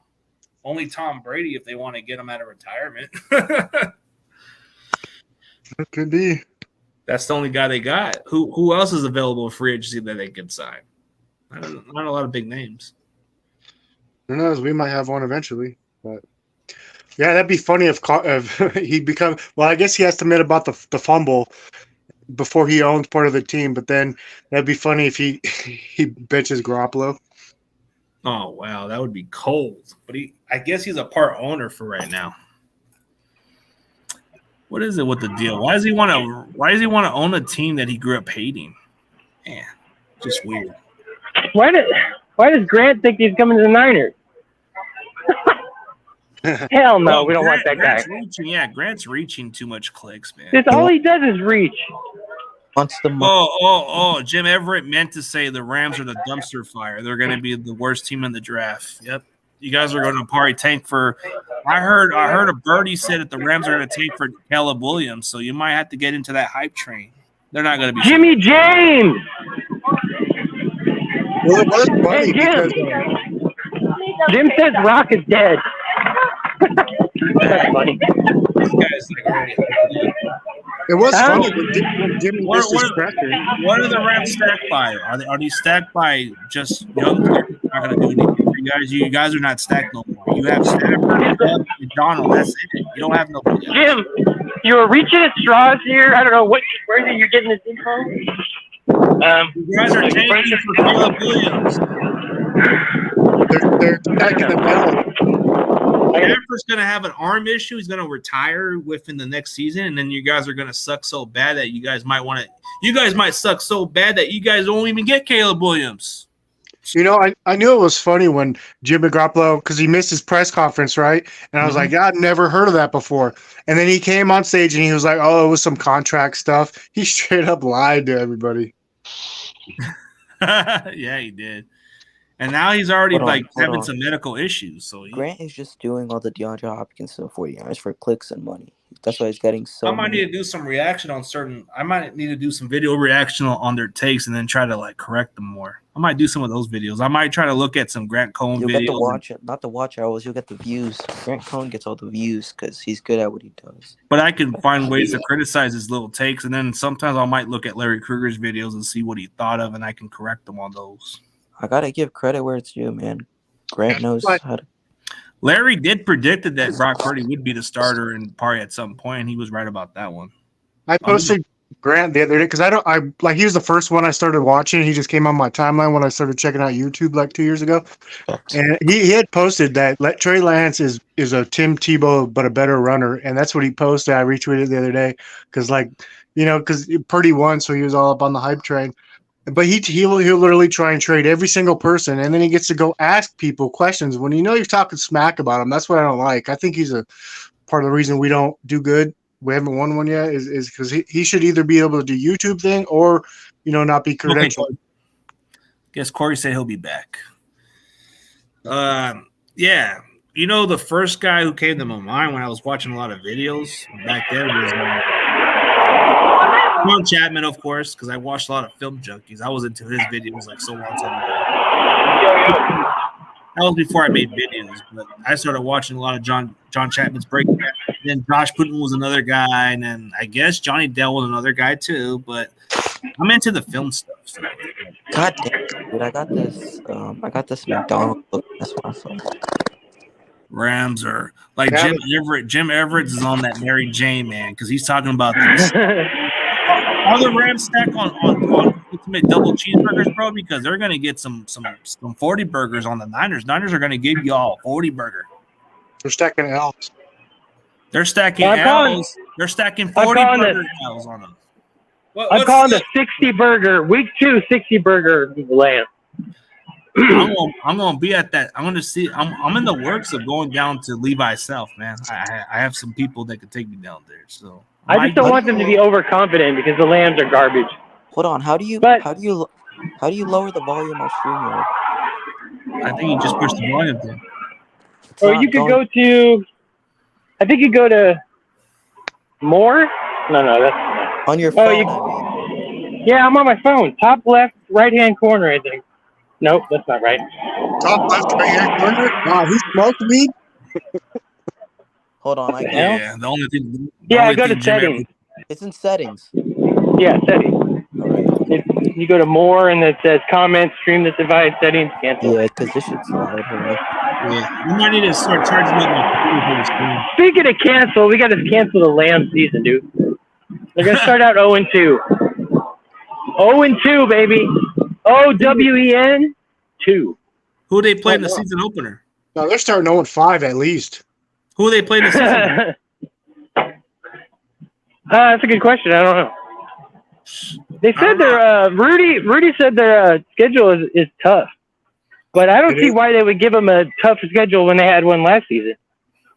Oh, Rudy's gonna come up with excuses and say, "Oh, we're not ready, guys. The champs are not ready."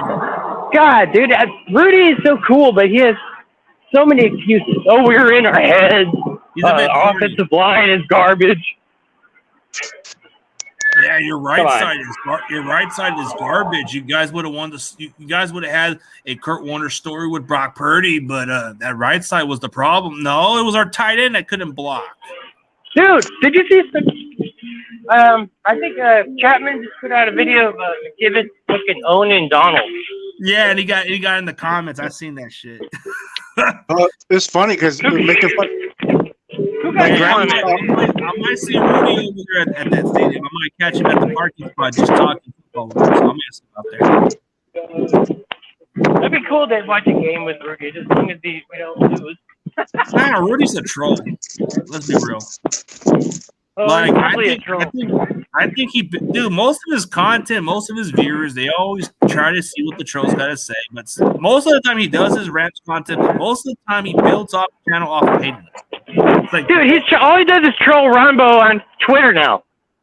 They go back and forth, and it's like, dude, Rambo Rudy. needs to stop responding to him for a while. But let Rudy get something different. Rambo needs to quit it on giving him a. I mean, this is what's giving Rudy a lot of attention is because Rambo. Yeah, I know. Somebody needs to tell Rambo just quit responding. Let him come up with something different. Let him go at Norcam and some other guys. Let him come at Norcam's a freaking goof. But actually, Norcam seems like a nice guy, but he's goofy for me. He comes up with his funny videos. Like it's weird. Yeah. Like, I wanted to not like Sam Dog, but it's hard not to like that guy. He's so cool. Sam Dog's funny. Yeah, I think I might see him around soon. He said he'd be coming around. Yeah, I always know what he's doing his red zone. I'm always dropping it. And what's his name? Dallas used to bother me with his cake, but then I saw him in person, and I'm like, yeah, dude. You get a lot of your own fan base that we all don't like, but we just start to be cool with them, you know. But Rudy's probably the one troll we get used to, so it's like, It's I don't ever see Rudy trash on the Seahawks mostly. That's what I question. If there was a Seahawk troll, because we live in his head. Yeah. Yeah, most people do it the week to play you, and then they leave. You know, I mean, Rudy's there every week. Dude, I don't like. What's wrong with the Rams community? You guys don't have any content community, bro. You don't have no content community for Rudy to jump in. I mean, no disrespect to my boy Jake, man, but get Rudy on the show for once. Somebody in the Rams community get freaking Rudy on the show so he can get off our nuts. I mean, seriously, we got Zachy Boy Peo. You got Anorexic Toothpick. Who else? I mean, he was on Grant's a couple of weeks ago. That's all he does. Yeah. He'll go on their shows. He'll go on mine sometimes. He'll jump in randomly. But wait, Rams Insider? Is that guy, the African American dude? Yeah, he's a kid guy. He's cool. I like him. Dude. You know, he's realistic. Rams super fans are all right, but he's kind of been like a no-show lately. So I don't know. We haven't been doing the NFC Network because of it. I don't know what's going on. It's like we're not, like I'm trying to like work with Mike and I'm trying to explain, bro, we need to get somebody consistent. Like, dude, I don't care if he's a big name or not, bro. As long as we get our show consistently, as long as he shows up, I don't care. Like I even told Mike before, why'd you even put me on, bro? You could have had other big names out there. And he said, no, I like you better. I'm like, the point is, bro, I wasn't a big name. You could have had other guys, but you chose me. You know what? Grant should go on. No, never mind. No, I mean, but I kept asking that question. Dude, you can make anybody better. You can elevate. Yeah. Pale time. No, but Pale's cool. Pale's probably the one good dude. Pale's cool and realistic. Yeah, he'll give you some optimistic, but Rudy, bro, he'll be real when he wants to be, but when it comes to the like, oh yeah, we owned you guys. We owned you. What? Okay, didn't we beat you guys in the conference championship also, even though it's so old? Yeah, we beat you guys in the conference championship, so I guess it's even. Yeah, the Seahawks don't own us in the playoffs anymore either. 1-1, baby. Yeah, you guys. Actually, it was the conference championship that mattered, but still, I guess. You guys got fleeced by the Miami Dolphins to get Jalen Ramsey. Fleeced, man. They got fleeced by the Dolphins. But what do the Dolphins do with those draft picks? Absolutely nothing. Exactly, but like we won that trade. No, Lambs got fleeced by the Dolphins. That's what I'm saying. Yeah. Yeah, that's what you were saying. And also, But they lost Allen Robinson. They didn't do jack shit with him. If he came to the Niners, he would have had a better career. What is it with the Bud Light drinkers? Like, what's wrong with drinking Bud Light? Some people like Bud Light. You know, I don't drink Bud Light. I think it's because I it's don't, like I don't drink. I don't drink it like everybody else. But come on, are you I trying? had some lag. I don't even. Is Jim Everett low key calling us gay or something? Because I think that's what he's trying to say. Yeah, I think it's because it's a Lagunitas, baby, IPA all day. It's a 5.5 beer, I think, is why he's saying that. No, I think he's calling us gay. you know that David. They're sponsored. You know they're sponsored by that community, right? The community that we all have. I don't have nothing against it, but I'm just saying. I think that's what he's referencing from because Bud Light is sponsoring it. They always push the rating. CG. What's up, man? I'll take Coors Light over Bud Light, honestly. I'd take Miller Light. Well, yeah, Miller Light over both, but. What's going on, Corey?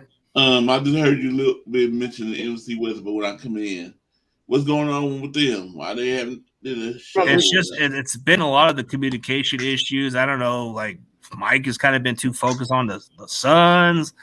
It's just nobody been too active on everything. It's kind of been very quiet. Anyway, who's there? Another card cast? Owen. I know they could have did something, Y'all could have did something, went over the schedule or something, That's what I was trying to. That's what I was talking with Mike about. But just, I don't know, man. I just wanted to stay out of this situation because I didn't want to get involved with picking whoever. Because last time I picked somebody, it was great, but he had to do his own personal reasons. So I don't know, man. Like when we had guys, when we had a crew, bro, it was consistent. I don't even know if we're gonna even have a show because it doesn't look like there's no commitment for nobody. I don't know. Maybe I'll have to see what's going on, but hopefully things work out with Ram Superfam. I don't know. It's just no communication with them. My bad, bro. I don't want to send some false hope on those other Rams, but I don't know, bro. I don't make the calls. It's Mike that makes the calls. I don't have no say on this part. My bad, bro. I got this McDonald's ass Wi-Fi. McDonald's Wi-Fi. You know what's best at McDonald's is those McNuggets. That's all you're gonna get. Apparently, David Corona said he uses and watches games without internet. I'm like, how do you have no internet, bro? You gotta use Wi-Fi. Whatever. Oh, Corona's funny, man. He's a funny guy. I like Corona, man. I'm asking him to come up with his own channel, but like, yeah. Oh, Jim Everett is. Oh, wow. Okay. I get you, Tommy. I get you. Ooh. But I think the reference of what he's saying is like the G word. The G word. He's putting that reference. G word. Because everybody knows that everybody's already against Bud Light as of lately because of its sponsor. Just let them live, man. Yeah, I don't understand why everyone's like, yeah. Oh, they're sponsored by this weird stuff. I'm not gonna drink it no more. Like Kid Rock. Kid Rock's a piece of crap. No offense, Kid Rock. Like, dude, I don't understand his platform, bro. And he's gotten worse, bro. In the early years when he was doing music, I liked his music, but once he started becoming a scumbag, I just can't stand him. CG, you still doing the NFC West roundtable? Not that I know of. I don't know what's going on. I'll update you guys, but I'm trying there's no need right now. I don't think they really I'm trying to even explain to them, bro. We missed out on draft content that we should have put out there. We missed out on other stuff, and I'm like, dude, what's going on? You guys think the Celtics are going to pull it off? Maybe the miracle of 0-3 come back. Yeah, maybe. They're at home, right? Yeah, I think so. Yeah, I think the odds are they're going to do it. Crazy. Yeah. Maybe. But I think Go ahead. No, never mind. I think Miami's probably going to win, but I could be wrong. Because they almost won last night, but that almost doesn't cut it. Yeah, both of them almost man. won. So I know all the Miami Heat fans were in shock after seeing that. Yeah, I think Abel's kind of going. I guess Abel's kind of went silence on Facebook. Hey, because Abel's probably the only Miami Heat fan I know that's legit. Like he was talking massive crap on the Celtics on Facebook. Oh, bro, he was posting. I don't know too many diehard Heat fans either. No, Abel. They got overconfident. No, but Abel Valdivia is like a true Heats fan. Facebook. Because I said only time we saw all these Heat fans is when LeBron and Chris Bosh were there. Yes, Sam. Man, what's going on, Corey? Is that Sam? That's Eddie. Oh, that's Eddie. Yeah. Hey, Eddie. What's up, Bill? Yeah, Sam Dog wants to work on something probably the following weeks, but I got to see what's going on. But He never comes in on the panel. he'll come in sometimes. But I mean, I haven't seen him for a while though. if the NFC Westward doesn't get nothing together, bro, I'll probably just start working a co-host with Josh Harper then, because I'm already having some discussions with him, and he let me. I guess the connection with him is he got me to like get his dad on the show. If you guys never heard of Josh Harper, that guy was a good receiver at Portland State. He played under Derek Carr at the time, and he was putting up some numbers. It sounded like somebody outside running. Yeah. Harper is actually more of a Niners fan, but he just only played by what he was signed to. But he said he's open with that. But I know you said Cameron Young was a good pick for us. Yeah, I thought his upside was pretty good. I thought he would be, if you guys develop him the right way, I think he would be more of your run stopper. I think he's trying to work more as a pass rusher, because I did a question about it. And that was one of his weaknesses. He talked about he wanted to be more of a rusher, but he's a good run stopper. I guess we're going to find out this year. It's like, did we really upgrade our defense? Well, I don't think he addressed the run defense at all, but that could be me. I mean, Cameron Young, maybe in a year or two, maybe the following season, he'll bulk up more, and he probably might be wrong. But wait a minute, Jamal Adams, he's good at stopping the run, isn't he? He's kind of in the box safety, but I think he's more of a free safety, but he blitz a lot. He's good at stacking, that's for sure. See, okay. What's up, Corey? There was a rumor that y'all signed Frank Clark. Oh shit! I forgot about that. Woman beater Clark? God damn. No. I didn't hear anything about that. I mean, there were talks about it. I mean, it was on Facebook, which is fake news. So never, ever look at that. I tell everybody, like, stop believing do not believe Bleacher Report. Mm-hmm. Bleacher Report's false news, and then you know who gets all those false reports is freaking Black and White News. They always believe that bull crap, like they're the CNN news. Like, anybody needs to stop watching their shit. And then I try to tell people in my fan base, like, just because DeAndre Hopkins got released by the Cardinals, like, doesn't mean we're gonna pick him up. And Grant Cohn's already using clicks for that shit. Like Grant Cohn likes to use clicks for that, and then Larry Krueger's using it. Like, dude, why are we making false news? Let's just go with realistic. It's not even an option. But they want the money. Of course, they want money and clicks, so they're going to do that. I can see us getting Baker first. Yeah, I'll make up fake news. I'll just say we signed freaking Yannick Ngakoue, and I got 2K views last time for the April Fool's joke, but still, it wasn't legit. You got me with that. It wasn't legit. That's the thing. I just pulled me with that, CG. Yeah, it was a click. I just pulled a click like Grant does. I do exactly what they did at that one. Yeah, you got to make. I was believing it first. I was like, I was getting all excited. I'm like, oh God. Nah, dude, I don't fall for anything on April Fools. When I see something big, I'm like, hell nah. Everybody thought because all I said was we signed him to a 1-year deal, and it was like a little something. And I just said, well, guess what? Today's April Fool's. I mean, April 1st day. So I guess it's not legit. Look at my sources. Nope. April. Yeah, you low key pissed me off on that day. I'm not gonna lie. I did what Grant Cohn does, bro. Yeah, you got the views, but you pissed me the fuck off that day. Yeah. So how many wins do you guys think you'll get this year? Man. 11. Just from our talent alone, bro. 12. I know our highest ceiling could be 14 wins if we keep this team together. I think 14 can be the highest ceiling, but our lowest ceiling is 11. Yeah, me too, because of the travel. I'm gonna say maybe we'll probably get 11 wins. I'm going to say 12 because I think we're going to lose 2 games just on injuries. Yeah, probably. I think our lowest ceiling is 11 wins, but I think our highest ceiling could be 14 wins. Me too. Shanahan starts out so damn slow because he doesn't know. We won't this year though because we didn't lose that many coaches. That's true. I hope Those years we lost. We started out slow. We lost 8 last year, 8 coaches, and the year before that was like 11. So it was like around 19 coaches in 2 years. We taken them a minute to gel.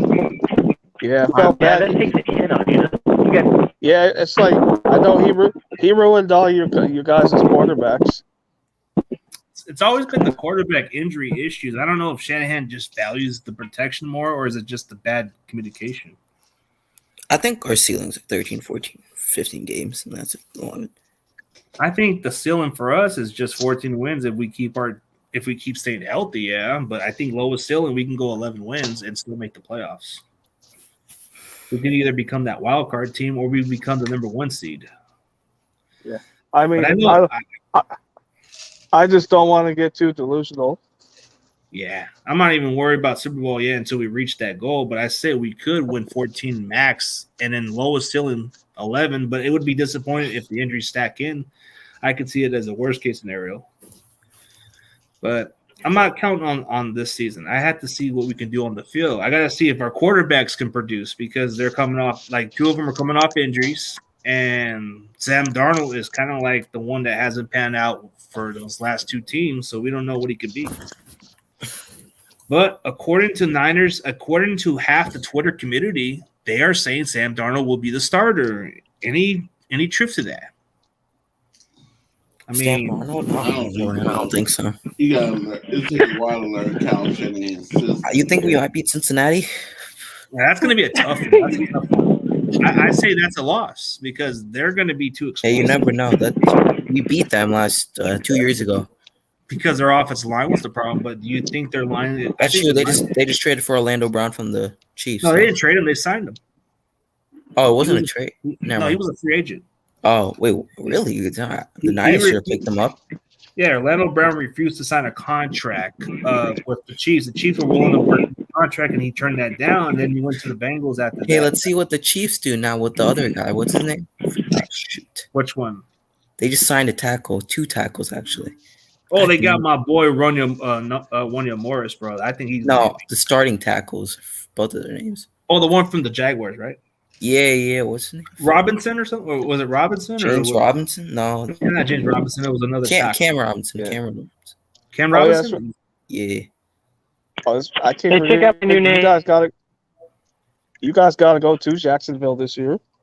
Oh, yeah, Jacksonville, but we don't have to worry about going to London. Well, I'm going to go to the Washington game. Fuck it. Oh, you're going to go down there? I might go down to SoFi, so we'll see. Yeah, but tickets, man, they're fucking expensive as shit. I'm probably only going to go to one game this year and then just rest it up the rest of the year. Unless somebody gives me free tickets, I'll be willing to go. But I'm not trying to, spend a lot of my savings on stuff. I'm not trying to beg people from... Nah. Hell no. I got followers. Check my name. Nah, I have some followers who are I got some followers who even consider me without even me asking them. Like a couple of the people that were on my show, they just randomly just asked me if I want to go, and they'll just give me the ticket. Well, you went to the Saints game last year, right? With my wife, yeah. But I went to the Commanders game because of one of my followers gave me a ticket for free, and I met up at the game. He was a good dude. I met up with Chili Win. We went out in person. We kicked it at the lounge, and I saw that one rapper I interviewed. The one I interviewed not that long ago. What's his name? Was it Dave? Tommy Mello. He was on my show, but I met up with him at that game. Maze. He was a good dude. He got good music. No lie, like the Life No Drip or something. But I met him at that lounge over that VIP lounge we were at because I guess me and Will were going by the lounge and he got me some passes to go down to that lounge over there. It's pretty cool. They had free food, but it wasn't all the greatest food, but you got all the free food over there.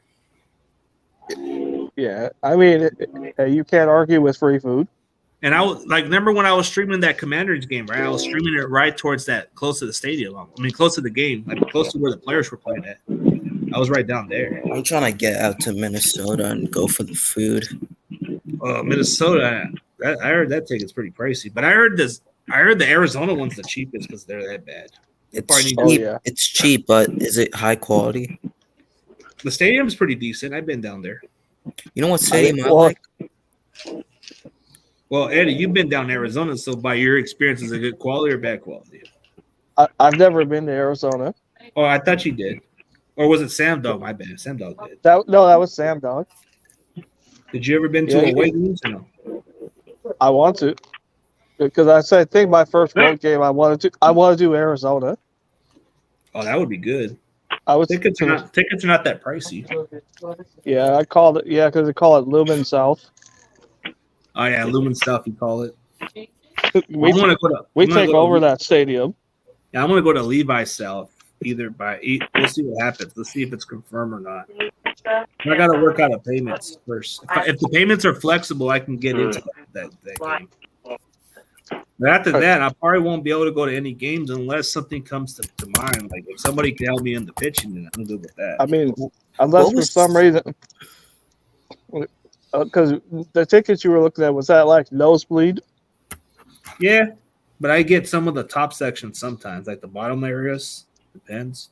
But the one if you look at now, if you look at Seattle, it's like we sell tickets very reasonable. What was Seattle Stadium called before Lumen Field? CenturyLink Field. CenturyLink Field. Yeah, that's what it was. Why they changed the names of is it because of the sponsorship or something? Nah, I low-key like CenturyLink. That shit was bomb. They had a good catch. I think they changed I think some company bought them out. And then the Steelers are no longer Heinz Field, so they have to be something like I don't even know what they are. Neither are the Chiefs. They know Arrowhead Field. They're Gayha or whatever. What is it called? Like a different stadium? Gayha or whatever. It's some weird ass name. It's like GEAHA Field. Whatever. That's just weird. I like the Chiefs Stadium, man. You know the Niners are holding Super Bowl 2026. All right, Steve-O says he's got to go. All right, Steve-O, have a good one. Peace out, Steve-O. Yeah, I think we've been going on pretty long, man. You guys want to 2 hours? Yeah, almost 2 hours. I don't want to hold it up too long, man. All right. But hey, we'll probably do something later. But I guess next week I'll do another stream. But you guys have to vote between Jalen Graham or Jake Moody for this one. So maybe I'll do another hangout again next week. All right. I just wanted to see how it works with those little reactions, and then I could just do whatever. This was fun, man. Sure was. Oh, that's what it was called? Oh, yeah, dude. Arrowhead should have stayed Arrowhead. It's Gayha. I'm gonna search up where the word originated from. I thought it's changed from Arrowhead. What? It's called Gayha. Yeah. What the hell? I thought you were joking. It's like, why would they change that name? And it's no longer. And then the Steelers. Dude, I hate the Crypto.com arena, bro. It's stupid. Like Staples Center needs to stay Staples Center. You know the Warrior Stadium before they made it Chase Center? It looked like someone said it looked like a toilet seat. Jay said. I don't know. That's what I used to say about Allegiant Stadium. Shoot, man. The only good thing about the Niners Stadium is Oracle. It was Oracle. I think it's Oracle. because Levi's has been our Oracle Arena, which is in Oakland. Oakland. Yep. Yes. No, And Oracle is actually Oracle Park is also Oracle in the Giant Stadium in the SF. So. Yeah, and then we still have Levi's as our sponsor until something changes, but I don't think it's going to change at the moment. I'd be surprised if we don't even have Levi's no more. That'd be kind of weird. There you go. So what do you think will change our stadium to in the near future? You think will be Google Arena? Get there. Hey, you think that'd be kind of a funny stadium name, Google Field or Google Arena? It's fucking catchy as hell. Or Google Stadium? Yeah. Amazon. Yeah. Or gmail.com Stadium? Amazon Stadium. Amazon Stadium. Not Amazon Field. Amazon Field? Amazon Prime Field? That'd be kind of weird. All Bathroom. right, I'll catch you guys later. Hey, Corey, you gonna do a stream or what? Yeah, I do one tonight at 7. All right, you guys go to right. Corey's stream, and then I'm gonna call it a day. All right. All right, you guys have a good one. Yep. All right, have a good one. Uh-huh.